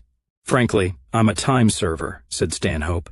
Are you familiar with the works of Gilbert and Sullivan? H. Pinafore to be exact? There's a song in there called Ruler of the Queen's Navy, which pretty much sums up my career. Stick close to your desk and never go to sea, and you may become the ruler of the Queen's Navy. I was born with a silver spoon in my mouth, went to Yale. Skull and bones, of course. Two-term congressman from Massachusetts before I went to the Senate, then I ended up turfed out of my Senate seat by a Hispanic woman. I was given state as a consolation prize because no one else wanted it. Hardly surprising since you guys keep killing the holders of my office, but more than that, the role of the State Department has been diminishing for many years, and it now exercises virtually no control at all over American foreign policy. I found to my amazement that at the age of 50, I had actually developed some ideals, he said. God knows where they came from. Ideals certainly don't run in my family. My father and my grandfather never believed in anything in their lives, except money. But I grew up and I saw the atrocious mess that preceding generations had made of America, and for some unaccountable reason I felt responsible for it. Yes, it might, he said. But it's interesting bullshit, isn't it? Did you ever see one of these little bumper stickers that said, "Life is a playpen and whoever finishes it with the most toys wins"? There are a lot of people in America who actually believe that, who have been brought up to believe that. And speaking of toys, how many microphones are there in here? Asked Barrow, looking around Stanhope's suite. None, actually, if I can believe the Department of Homeland Security, which is always problematic, he replied. Your rooms are bugged as well, of course, and there are fiber optic cameras hidden in the television sets. I was able to dissuade the DHS from putting cameras in the bathrooms, so hopefully you can at least go to the can and take a shower in privacy. I have no idea or not whether to believe you, but if it's true, thank you. Stanhope swished his drink, downed it like a sailor, and poured himself another. Yes, you can believe me, on that, anyway. But whether I can believe my own security people is another story. In theory, we are alone right now, but I have no idea whether or not anyone is listening. If they are, I can assure you, I'll hear about it later on, since this is in fact a little unauthorized initiative on my part, and some of my colleagues are going to be very browned off about it. He sat down at the table with the second scotch, not across from Barrow, but at the head of the table next to him. General Barrow, I will begin by admitting to you something that I would never admit in public, and that is that your terrorist campaign over the past 5 years has forced us to come here today. In the first place, we're doing it because the Northwest Volunteer Army has effectively shut down New York and Washington, D.C., and we have discovered that the United States of America simply cannot function without those two cities. We were very foolish to allow all this to get that far, but we did. Secondly, you have created such a loss of income tax revenue that you are running the richest country in the world broke. We can no longer borrow any more money because the International Monetary Fund and other banking institutions have no more to borrow. Plus, there's the fact that Israel is about to go down the tubes, added Barrow. Ah, you've picked up on that, have you? Said Stanhope, trying not to sound impressed and a little nonplussed. Clever boys. Been playing footsie with the Arabs as well as the Ruskies, have you? But you would, wouldn't you? We always wondered about that, but we could never catch you at it. Well, I'll hand it to you. You have dragged us here, kicking and screaming. America will never be the same, whatever the result. The master of the house has been forced to sit down at the same table with his field hands, break bread with them, and treat them as if they were his equals. You have no idea of the hatred and rage that instills in the rulers of a plutocracy, which is what the United States is and always has been. I suppose you know us well enough by now to understand that you will never be forgiven for that, not 100 years from now. You have my congratulations, sir. You have accomplished an incredible feat, and I would be the last to withhold my applause, in private at any rate. That having been said, the first thing I should ask you is what you expect to accomplish at this meeting. You seem to be an intelligent man. You must be, to be sitting where you are. Surely you have not come here under any delusion that you are going to walk out of here with 3 of the United States of America in your briefcase.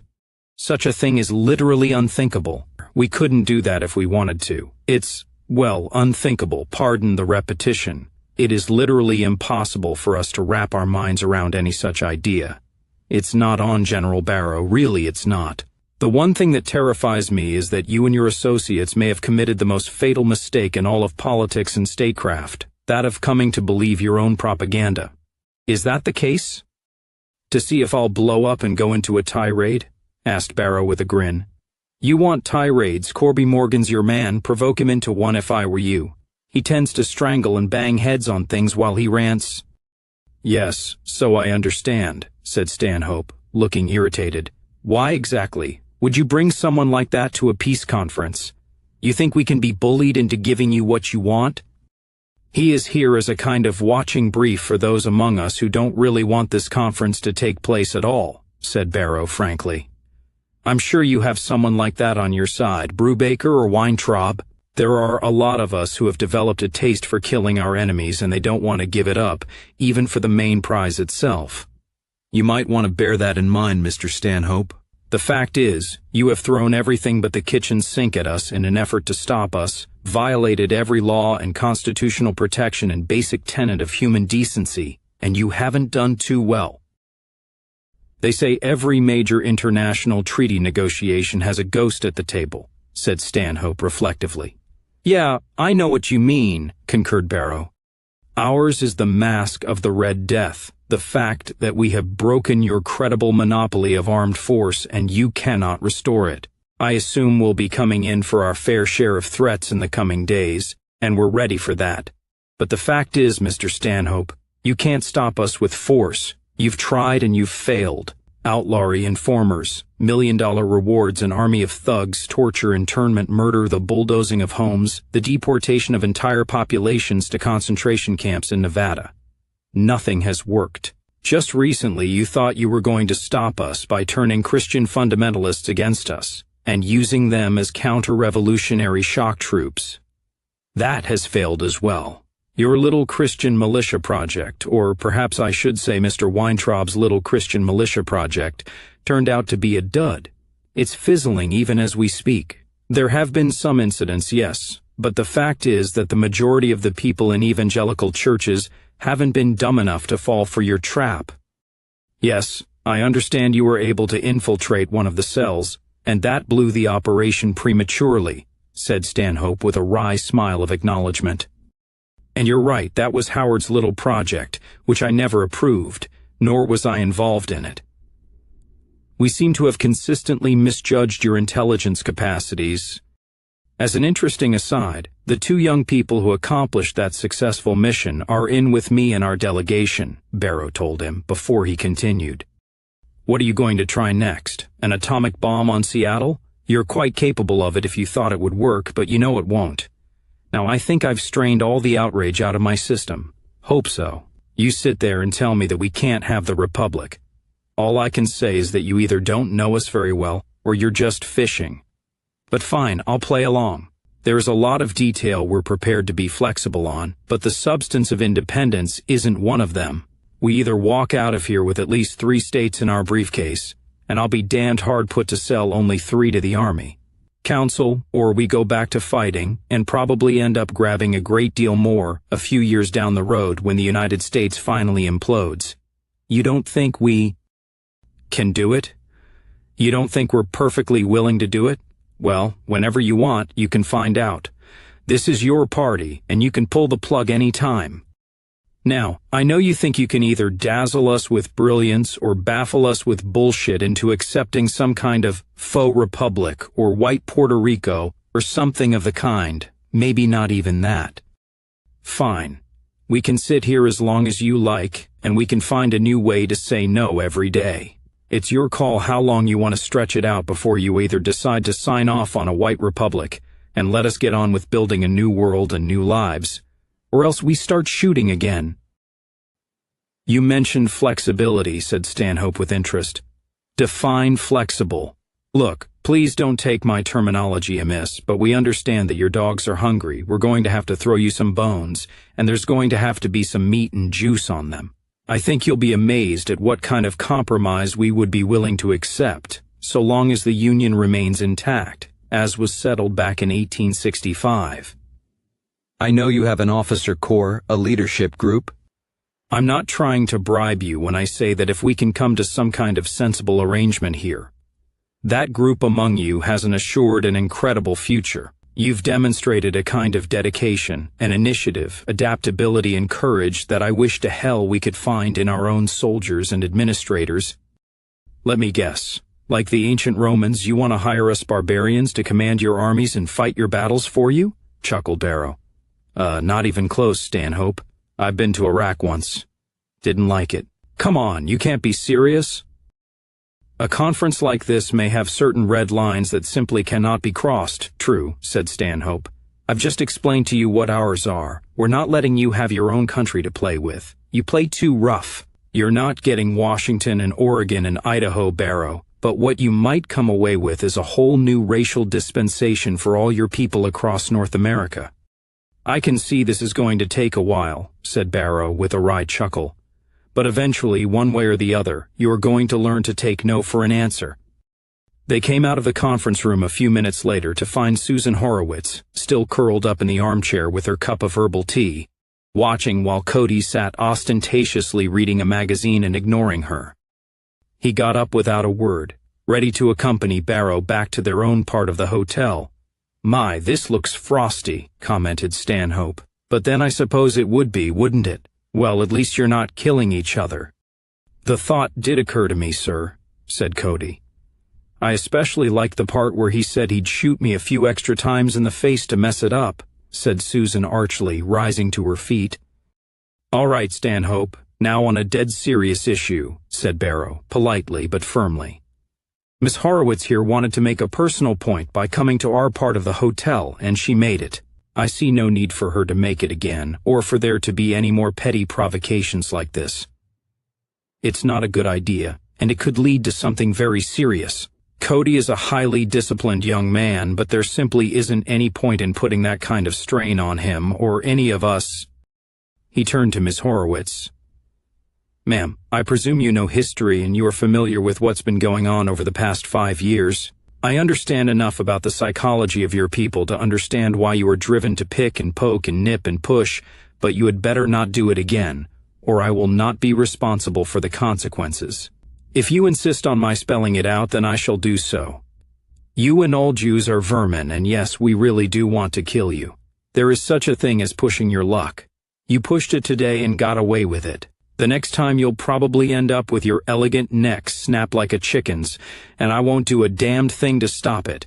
This conference is entirely too important to get sidetracked by one arrogant little Jap who is too stupid to understand where she is, and who has so far forgotten her racial memories that she no longer recognizes us for who we are. We will find our way back to the South Wing on our own, if you don't mind." "The feeling is mutual, I assure you," said Susan, her lip twisting. "If you want a helpful hint on keeping the peace, I suggest you don't let your little boy here play with anything sharp." She turned to Cody and said, "Kushmir and Tuchis paskudnik groberjung, gered zudervant. Du hat gevenna kurva in din mamze bausch," snapped back. "What the hell did you do that for?" snapped Barrow in a heated whisper, as the blue-bearded peacekeeper escorted them back to the South Wing via the tunnel. "Now she knows you speak Yiddish. You were supposed to be our secret weapon on that front." "She already knew, sir," said Cody. "I need to talk to you when we get back. Little Swedes have big ears. If our friend here will pardon my saying so." When they returned to Barrow's suite, they saw that lunch had arrived in the form of a cart full of fancy deli-style sandwiches and salads on which everyone was munching. "It doesn't appear to have been defiled," admitted Gare, a paper plate of corned beef on rye before him. Barrow gestured for Cody to sit down at the table. He did not ask the other primaries to leave, and Cody noticed that Nightshade and Captain Jane Chenault were in the room as well. He considered asking to speak to Barrow privately, but he decided it was best if nothing was concealed about his past from any of them. Anyone who had lived among Jews was bound to be regarded with at least a small bit of disquiet. Cody understood this, and he had always dealt with the situation through being completely open about everything except the one forbidden subject. Barrow said, "Okay, we're just going to have to not worry about being overheard by the feds, I guess. You really let the cat out of the bag back there, my son. What the hell was all that about?" "Sir, I'm sorry, but it seems to be my bad luck always to be running into women from my past," said Cody carefully, glancing at Nightshade. "I know that woman from my days in California. Susan Horowitz is her married name. I knew her as Leah Sapirstein. She was a member of the Jewish family I was sold to. I refused to use the word sister, or even stepsister. That little exchange was her way of baiting me. She knows I was taught Yiddish in their house and at the yeshiva, and so now the enemy does as well, which pretty much terminates my usefulness on this mission, General. As honored as I am to have come this far with you, I assume there is some way to get out of here via that Russian copter or otherwise, and so in light of this development I request transfer to a combat unit, preferably back to Captain DeBella's command in Seattle." Hold your horses, son," said Barrow abstractedly.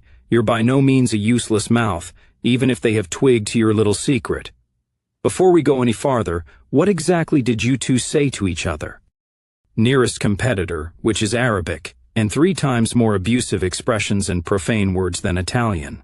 Leah called me a grober jung, which literally means rude boy, but it's very disrespectful and insulting, and then she told me to go talk to the wall, which is a slang expression for kids sent to stand in a corner, but used on adults it is a very nasty way of calling someone completely worthless and contemptible. In return I called her a Madele Chandelier, a shameful girl, only it's rather stronger than that, and told her she'd been a whore in her mother's belly." "Your home life with these people must have been really sweet," commented Captain Gare. "Exactly did this woman end up here?" asked Barrow. "Did she tell you? Is it just coincidence? Or do you think she's stalking you or something of the kind because of the incident with your stepfather?" "My guess, sir, is that she's stalking Secretary Stanhope," replied Cody. "Most likely she's already got him. I think she's Hadass." "What?" asked Barrow. "Who? Hadass," repeated Cody. "Hebrew name for Queen Esther in the Bible," said McCausland. "Only Queen Esther wasn't exactly a queen if you—" "I guess you'd better fill me in on what you mean by that, Lieutenant," said Barrow. "Everywhere the Jews have gone throughout history, General, one thing they've always done is to groom a certain number of their most beautiful, educated, and intelligent girls as high-class tarts," explained Cody.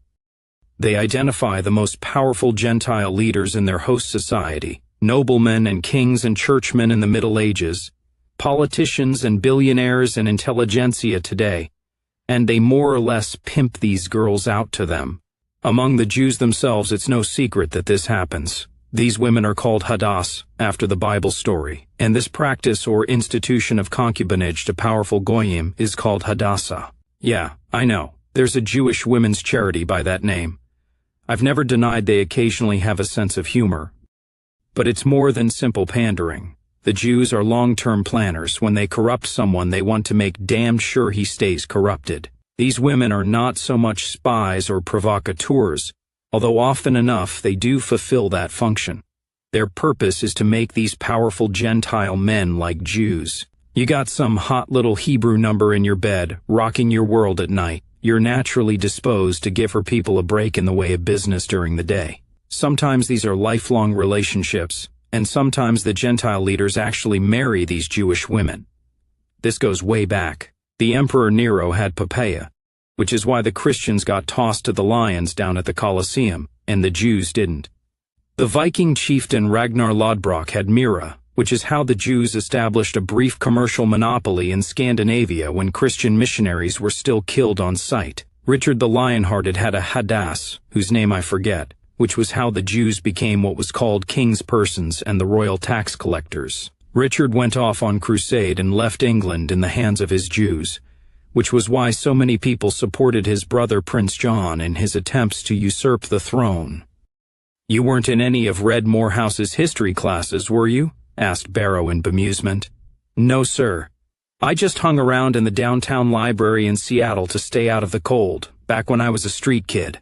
Anyway, sometimes these women run through a whole string of high-class lovers, a good example being Sarah Bernhardt in the 19th century, who gave the Prince of Wales such a fine time of it that he became irretrievably pro-French in everything, and so was instrumental in starting Europe down the road to World War I, so forth and so on.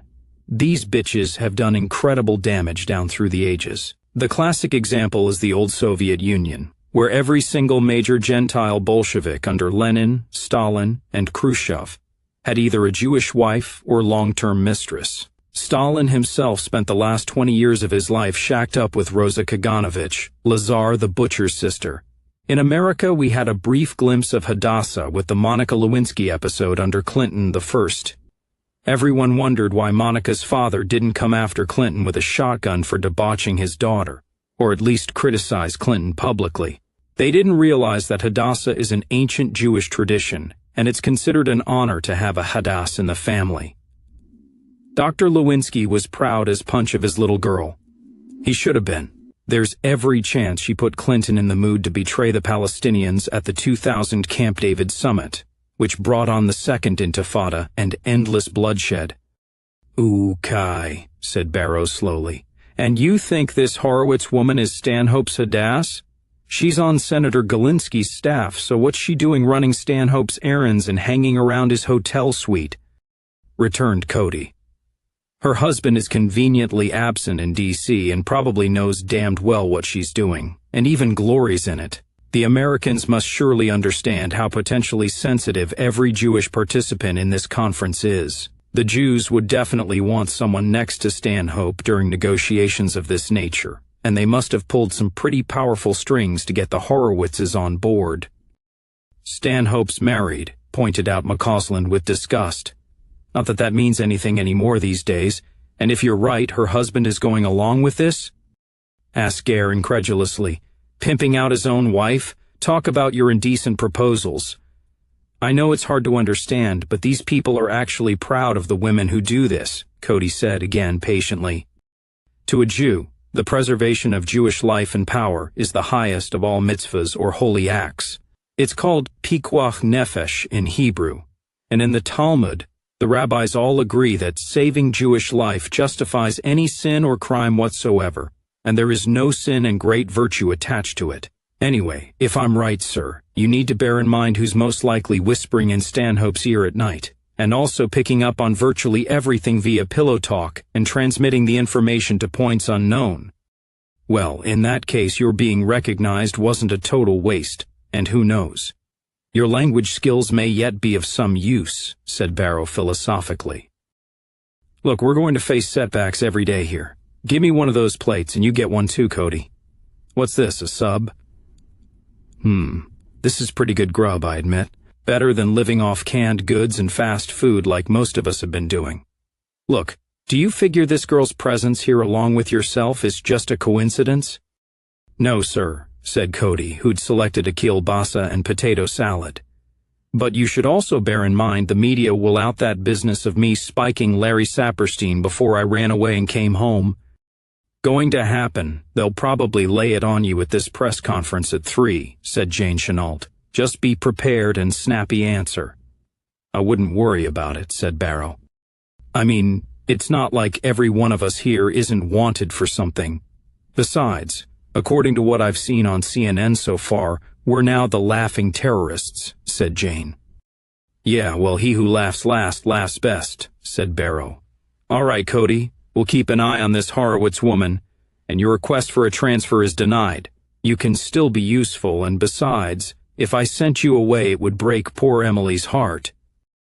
Cody threw his hands in the air.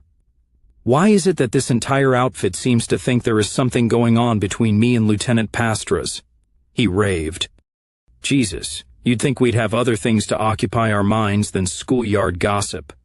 "They're just jealous, honey pie," said Nightshade. "Take on this press conference this afternoon?" asked Barrow. "At least half of the questions will be put into the mouths of the reporters by the government, Or possibly by one of the competing factions in the government, said Chenault. We should be able to learn a good deal about the way the wind is blowing from the questions. While she spoke, Barrow was writing out a note addressed to Dr. Doom on a yellow legal pad that read, "Stanhope says TV's wired." This may be reliable, maybe not. Check closely anyway. He tore off the note and handed it to one of the aides, pointing at the door, and the volunteer left to deliver it. But we're also going to get a lot of silliness. This is the first real press conference the NVA as such has ever held, not counting a few interviews that reporters did with individual officers and people who served as unofficial spokesmen. Some of them in prison, and of course that one famous interview the old man gave wherein he slipped out the order to attack the IRS and stop federal tax collection. Some of these so-called journalists are just one cut above supermarket tabloid level. They must have bribed and cajoled mightily to get passes to this conference, said Gare. Not really, Captain, said Chenault. The fact is that the lower end of tabloid journalism has a truly mass audience, one that the American government can't afford to ignore and has assiduously cultivated for years. For every reader of the New York Times or Newsweek, there are 1,000 who read the National Enquirer, waiting in the checkout line at the supermarket. And don't even get me started on TV talk shows. You can expect some really dumb questions, gentlemen. Frankly, with this crowd, I'd be surprised if I got an intelligent one, said Barrow. The press conference was held in the largest meeting room in the hotel, just off the lobby, and it was packed with media and cameras, standing room only. Tables had been pulled together along one end, and the delegation primaries from each side were seated in one long row, with the NVA on the audience's left and the Americans to the right, each with a microphone. Howard Weintraub and Senator Jeanette Galinsky had decided to join their colleagues on the United States delegation, and they sat stone-faced, staring into the assembled reporters and TV cameras, pointedly not looking at the Jerry Rebs to their right. Cody, Nightshade, Jane Chenault, and others stood behind the seated NVA negotiators, while blank-faced men in suits, possibly FBI or DHS agents, and one or two in military uniforms stood behind the Americans. Significantly, Cody saw Susan Horowitz, or Leah Saperstein as he still thought of her, sitting behind Secretary of State Stanhope in her own chair, almost concealed in the crowd, but still there. She did not look at him. He leaned over and whispered Hadass, and Barrow nodded. Seamus O'Connell of Ireland sat in the middle, at the center of the table, separating the two sides, and acting as master of ceremonies with effortless aplomb, as if he wasn't surrounded by people who wanted to tear each other limb from limb. He laid down the ground rules. He was to call on various journalists and TV people from a pre-selected roster. Questions were to be directed to specific delegates, and he sincerely hoped that a certain basic level of civility and decorum could be maintained. Then he sighed. Well, ladies and gents, we're off to the races. I've drawn your names from a hat, and first shot goes to Miss Ann Malvoy from Fox News, the official government network. Surprise, surprise, muttered Barrow Malvoy, a brassy and well-known anchorwoman whose talk show was even more stridently pro-government than was usual for Fox, stood up and asked, Mr. Stanhope, could we get a more definitive statement from you as to why the President herself is not present at this historic, and to many of us still inexplicable conference? President Clinton felt that her personal attendance at this preliminary stage would have been premature and an unnecessary distraction from the many other duties of her office, said Stanhope smoothly. If she feels it to be appropriate, I assume she will let us know, Stanhope batted back. Interesting they started out with a swipe at Chelsea, said Stepanov, leaning over and speaking to Barrow in a low voice. Fox News is virtually the Pravda of America, and has been for a generation. Someone high up seems disinclined to let the Clintons distance themselves from these proceedings. I wonder who and why. Roger Bailey from the Atlanta Constitution said. Bailey, the only black face in the crowd besides several of the American military police, got up and said, Mr. Weintraub, can you assure the African American community that this conference will make us safer, and that, The long string of racially motivated murders and acts of terrorism directed against people of color, not just in the Northwest but in places like Washington, D.C. and New York City, will finally be brought to an end. Definitely, said Weintraub crisply. This conference is a major step in restoring law and order, but it certainly isn't the only one we will be engaging in. We're bringing this whole grotesque Northwest Zoo to an end, one way or the other. You can count on that. Bah! John Morgan bleated at him like a goat. Bluff, whispered Stepanov. He's half out of his mind with rage and confusion. He's a rat, he's cornered, and he's squealing. Miss Janet Flight from the Christian Science Monitor, said O'Connell hastily, in an effort to cut off any more barnyard calls from Morgan. A middle-aged woman with a dark short haircut stood up. Terrorist police voluntarily confining themselves to their barracks, and in some cases apparently abandoning their facilities in more rural and remote areas of the Pacific Northwest facilities, which have been taken over by white supremacist insurgents who are now using them as bases of operation to terrorize loyal Americans and drive them out of their homes. Are these positions going to be reoccupied by federal authorities and action taken to preserve life and property while the conference is taking place? It is true that we are using the ceasefire to realign and reposition our forces in some areas, to conform with military and law enforcement requirements, harumphed Brubaker uncomfortably. That is to be expected, and there's nothing unusual per se in the fact that there is military movement and repositioning. I might add that I object to your use of the term insurgents. These are common criminals, nothing more. We are also aware of some of the incidents you refer to, Miss Flight, said Weintraub. The Department of Homeland Security is assessing these incidents on an individual basis, and we will take action as we deem appropriate. Morgan seemed about to make a retort, but Barrow silenced him with a gesture. Barrow leaned over and whispered to him, "Let them rabbit on. The more we listen, the more we learn." "I guess we're just potted plants sitting here," grumbled Morgan. "Don't look like they're gone, ask us anything." Morgan was immediately proven wrong by the next question, from Maria Scopes of CNN. Mr. Stepanov, is it? You are a Russian, are you not? Why exactly are you in the United States committing violent acts of insurrection against the country that welcomed you?" "I was born in Siberia, yes," replied Stepanov. "I am fighting against a government, madam, not a country, and a particularly unpleasant and oppressive government at that. My place of birth does not signify, because my race is my nation, and I am fighting to create a homeland for all of my people from every corner of the globe. Racism is the purest form of patriotism." "Are you here on behalf of the Russian government?" shouted someone in the crowd. "I am here on behalf of history," returned Stepanov. "Wait your turn, ladies and gents, please," admonished O'Connell. "Mr. Merriweather from CBS News, please." Merriweather was a well-known foreign correspondent, bearded and Hemingway-esque. He stood up and boomed out, "Robert Gare, did you assassinate the governor of Oregon with a rifle grenade 2 months ago?" he demanded.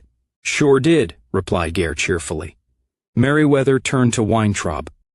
"Mr. Weintraub, you are this nation's top law enforcement officer. This man just confessed to a terrorist murder on worldwide television. Are you going to do nothing to apprehend him? And why the hell are these people being allowed to carry guns?" he demanded. Weintraub turned green and looked about to gibber. "I will tell you what we told the representatives of the government before we came here," spoke up Barrow firmly. "Throughout all of recorded history, the mark of the freeman, of the citizen, of the responsible male adult, has been the keeping and bearing of arms. We are free men, every bit the equal of any man or woman on the opposite side of this table or in this audience, and we will not attend or participate in a conference such as this under any implied lesser status. We carry weapons because that is what free Aryan men do. It's a white thing, dig it?" "Mr. Merriweather, you're embarrassing Mr. Weintraub," said O'Connell firmly. "There are countless examples throughout the last century of yesterday's terrorist becoming today's statesman and politician. When I first entered Dale Ariane as a young wide boy, I had to sit next to Jerry Adams, who in addition to being a mass murderer, was just about the most unpleasant bloke personally I have ever met. I put with Adams and his IRA, louts, and you can put up with these ladies and gents so appropriately attired in brown shirts. It's necessary."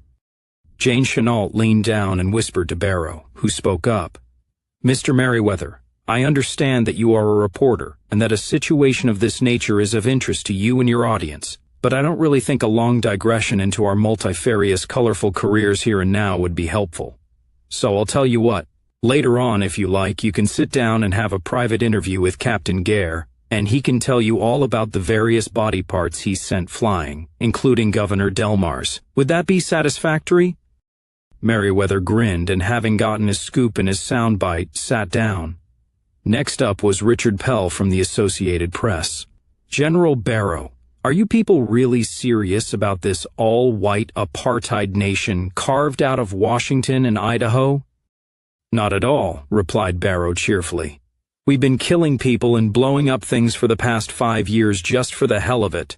"That's a silly answer," snapped Pell.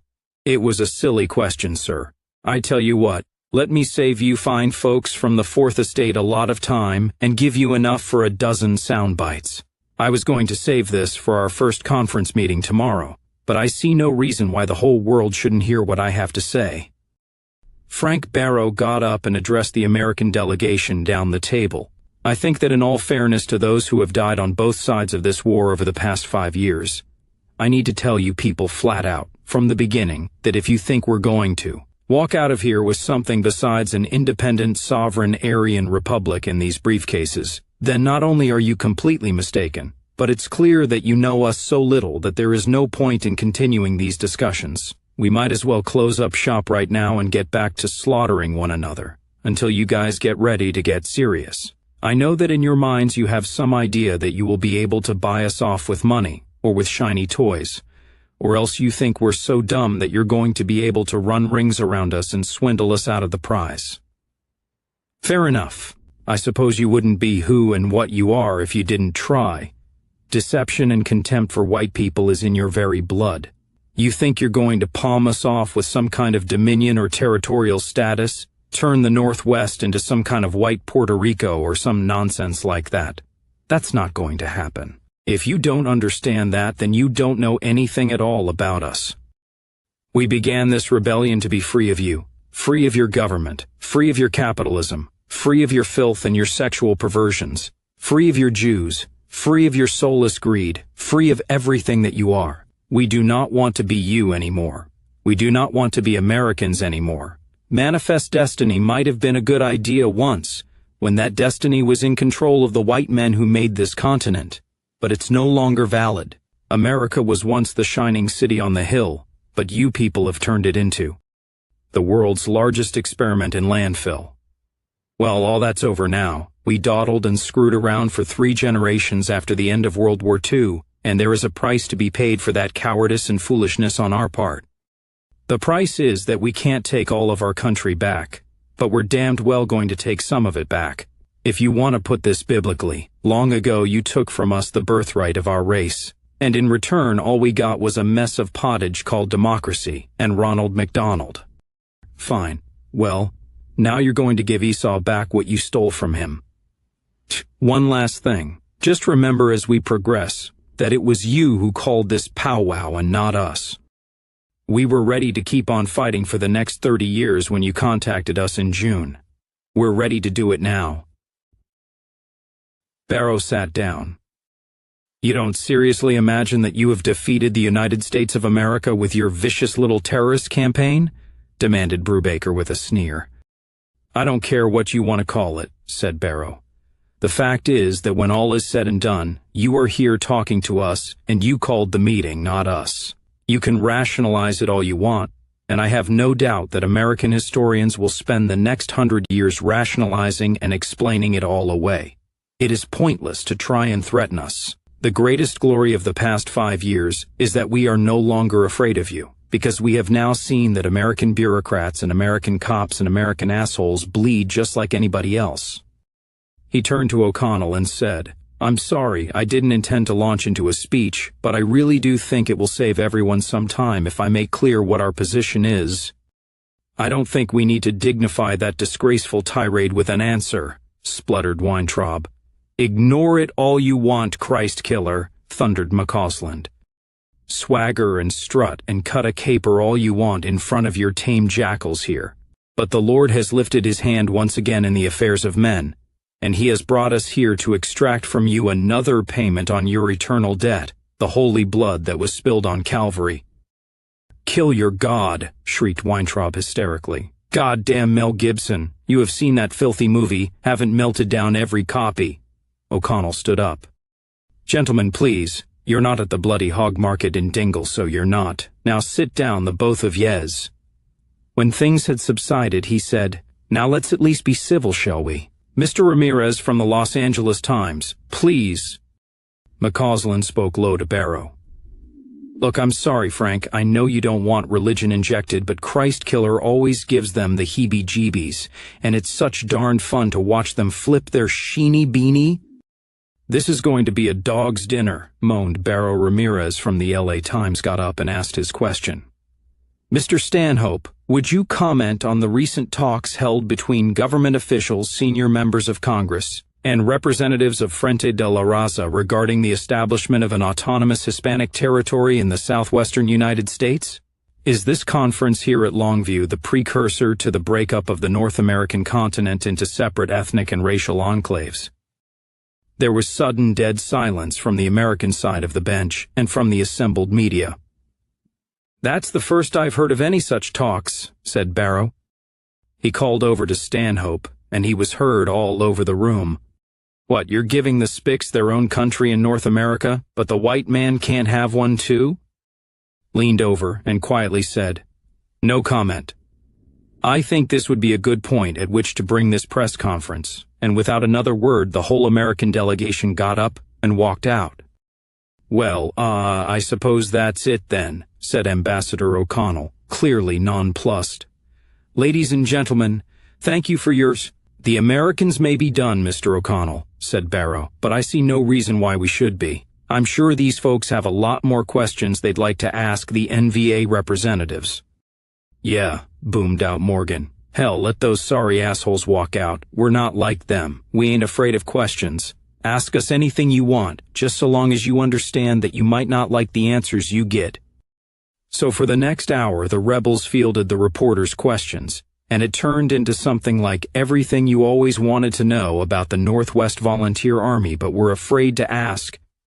By vacating the conference in confusion, the Americans had managed to leave their opponents a clear field, and Barrow made the most of it. Every NVA volunteer at the conference was asked at least one question. Cody was glad that Dr. Doom and Jack Cannon weren't present, but were upstairs going about their day bugging, lest someone get curious about what they were there for. The journalists' questions ranged from weighty points of political and racial principle and National Socialist ideology to trivial and nosy personal queries from the tabloids, such as when one geek from a supermarket rag asked Jane Chenault what her measurements were, to which she replied with or without the Kevlar, and then batted him aside. Nightshade was asked again how old she was, and she simply shrugged and told them, without any wisecracks, which impressed Cody. The same reporter asked Cody the same question. I just recently turned 18, he told them, which makes me old enough to be drafted into the United States Army and be sent overseas to fight and kill people who have never done me any harm, by the way, so I can't really see what the issue is with our ages. America thinks we're old enough to bleed and old enough to butcher for them. The way I see it, if the state considers itself qualified to decide for me who I am to risk my life and limb for, I'm old enough to decide for myself. Comrade Pastras and I have simply decided to stay here in our own land and fight against people who have done us wrong. Yeah? What wrong did America ever do to you, boy? Jeered the nationally known anchorman of a network true crime show. Well, to begin with, America destroyed my family, replied Cody calmly. America sent my father to prison for the so-called crime of defending himself against an anthropoid who should not have been anywhere on this continent to begin with. What kind of state unleashes hordes of wild animals on the nation and then punishes people for protecting themselves or for so much as daring to say out loud that these are wild animals and unfit for human society? America abducted my sister and sold her into a form of slavery. I have no idea where she is today. America sold me to a family of vicious Jewish perverts who made what was left of my childhood an endless nightmare from which I could never awake until I finally struck back, and at long last made one of those people pay for their vileness, as I will someday make all of them pay. But I like to think that even had I not personally been victimized by America, I would still have had the perception to understand its evil and the courage to take up arms against it. I hope so anyway. White kids your age feel the way you do about racial minorities, hating people because of their religion or the color of their one of the liberal female reporters. As usual, I notice that the issue of what these colored people do has disappeared from the question, noted Cody. We don't have a problem with the color of anyone's skin, we have a problem with their behavior. The first thing a white child notices on the playground is that the worst bullies, the stupidest and dirtiest and meanest violent kids, are always black and brown. From middle school on, the drug dealers and vandals and gangbangers are all black or Hispanic, and the bad white kids are mostly stupid wiggers who are trying to act black because they see the niggers getting away with murder. White kids aren't stupid, and they have eyes. They understand that they are forbidden to speak out loud of what they see and of what they go through in the educational system thanks to forced diversity, and they know perfectly well that the bulk of what they're learning is crap. But I think you'll find that now the threat of punishment has been removed, and they can hold up their heads and speak their minds. Your kids will tell you some things you don't want to hear. Leaving aside your misuse of the term hate, we don't hate anyone, as you put it, because of who or what they are. We hate them because of what they do. The great thing about these kids is that they're pretty typical volunteers. We are a very youthful movement, put in Barrow. One of the major accomplishments of the Northwest Imperative is that we have been able to motivate young white people and give them a sense of their racial identity and some personal goal in life, besides racking up the highest score on some computer game or seeing how drunk they can get. For many years, the racial right in this country was nothing more than a bunch of sad old men with big bellies who spent their time mailing each other news clippings telling one another how bad things were. For a long time, the Northwest migration consisted of nothing other than the old man sending out emails ranting and raving into the void of cyberspace. Then what changed? Asked one of the reporters. I don't know exactly, admitted Barrow honestly. It's something of a mystery. A few years ago, somehow we all just got it, finally. All of a sudden, for some reason that no one has ever been able to explain, one day white people decided to quit screwing around. They started actually listening to what the old man was saying, instead of just reading his emails and deleting them along with the porno spams and Viagra ads. Instead of just reading his little photocopied newsletters and then throwing them in the wastebasket or putting them away to gather dust in a drawer for the next 20 years, until the wife found them and threw them out, all of a sudden white males actually began to act on what he was saying. Instead of sending him a $10 tip every now and then for being entertaining like he was some kind of court jester, all of a sudden he had men coming forward offering him serious material support in money, in plant, in land, and in logistics to capitalize and structure a bona fide political and social movement. I've heard the old man was living in a homeless shelter, but he still managed to keep a post office box open in Olympia, and one day he opened an envelope and found his first 5-figure contribution check. He was so stunned that he fainted right in the post office. Above all, people started coming home, migrating here to the Northwest. Physically coming here from all over the world. The old-timers tell me that through some incomprehensible mental and spiritual process, suddenly white men got up one morning, went out to the garage and started cleaning out the junk, packing the U-Hauls and heading out on the interstate. It's called a miracle, General, asserted McCausland confidently. At the very last moment, God finally awoke his sleeping children and bade them to leave the fleshpots of Egypt and come home to the promised land. That may well be, Pastor, conceded Barrow. God, the gods, the force, the great pumpkin, some kind of cosmic alignment, some kind of historically inevitable mass time bomb going off in thousands of white minds. I don't pretend to understand it. But it happened. Suddenly, we all just got it. The few people who had taken the gap before and were already living here in the Northwest looked up, and they saw those moving vans and those out-of-state license plates coming over the hill. The cavalry had arrived, almost too late, but they arrived, With the influx of new racial residents, we were able to create the party on a just barely adequate foundation of money and manpower and begin the process of converting native-born Northwesters like myself to the cause of independence. It couldn't have been done without those first incoming white migrants. I think it's fair to say that the bulk of the NVA were actually born here in the Northwest, but on our own, without those racial settlers from the rest of the country and the rest of the world, the whole thing would never have got off the ground. I mean, who locally would have joined one middle-aged man sitting alone in a boarding house with nothing but a computer? What the hell did he have to recruit with? Was he supposed to stand on a street corner waving a sign all on his own, like some fruitcake? But the influx of white racial migration gave the old man the resources, both human and material, that he needed to bring the party into existence. And the rest is history, as they say.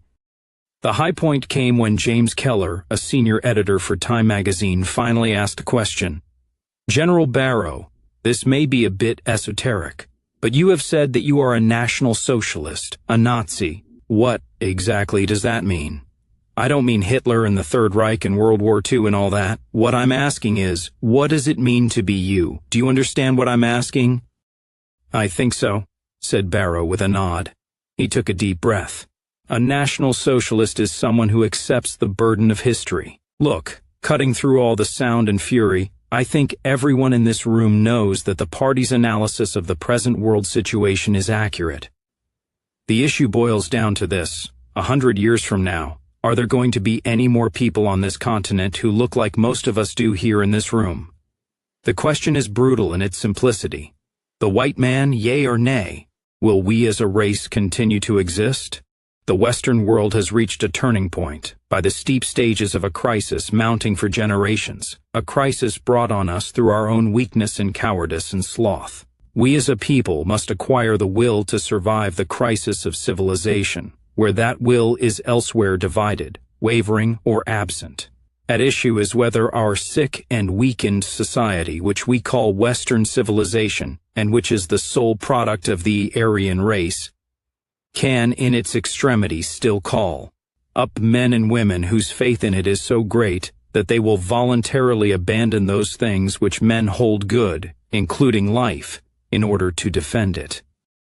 A National Socialist accepts this challenge, this burden, this destiny.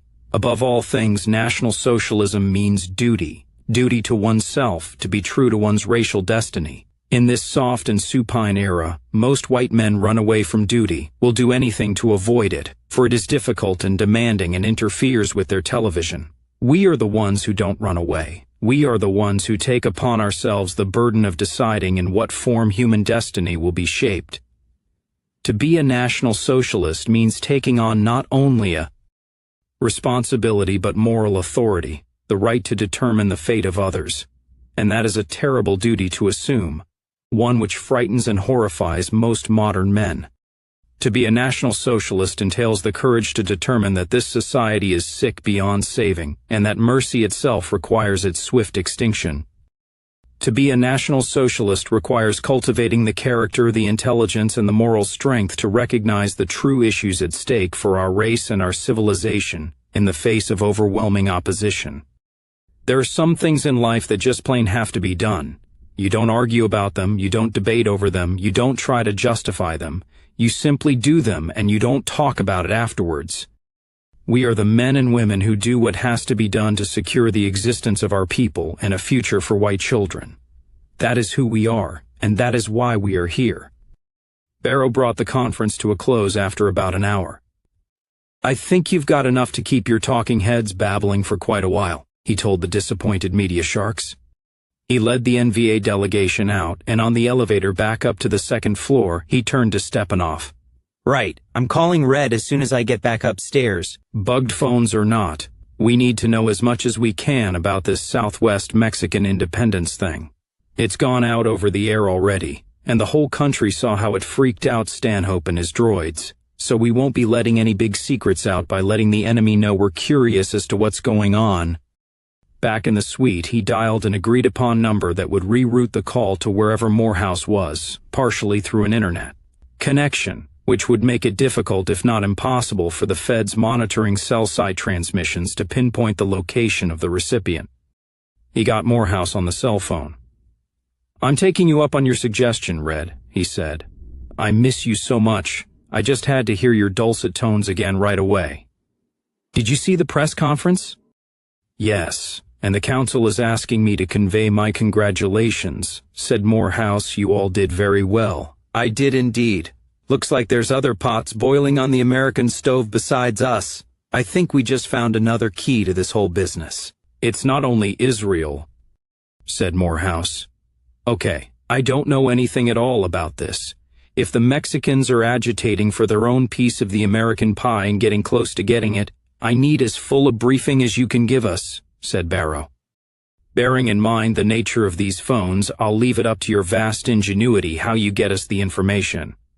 "Let me ask the birdies," said Morehouse. "Anything else you can tell me about what's going on down there, again bearing in mind the phone problem?" "Had a brief private meeting with Stanhope, which I mention on the phone because it's pretty much impossible to conceal anything that goes on in here," Barrow told him. "Nothing of note, at least I didn't detect anything. I think he just wanted to sound me out and see whether I've got horns and a tail. One thing, though. He seems to have this luscious, leggy intern of the Hebrew persuasion hanging all over him, most likely doing the old Monica Lewinsky trick of an evening." "Ah, yes, Hadassah. I'm not surprised. Well, it's not as if Stanhope would ever be on our side in any case, but maybe he's more pragmatic than we think, and that would worry them. I find it interesting that the Jews are sufficiently concerned about him to make sure he has his kosher cuddle toy when he's tucked in at night. That also indicates to me they're anticipating a long conference. Think you can rough it for a couple of months?" Looked around him at the luxurious carpet, the purring air conditioner, the deep plush chairs and sofa, and the basket at the table. "We'll manage," he said.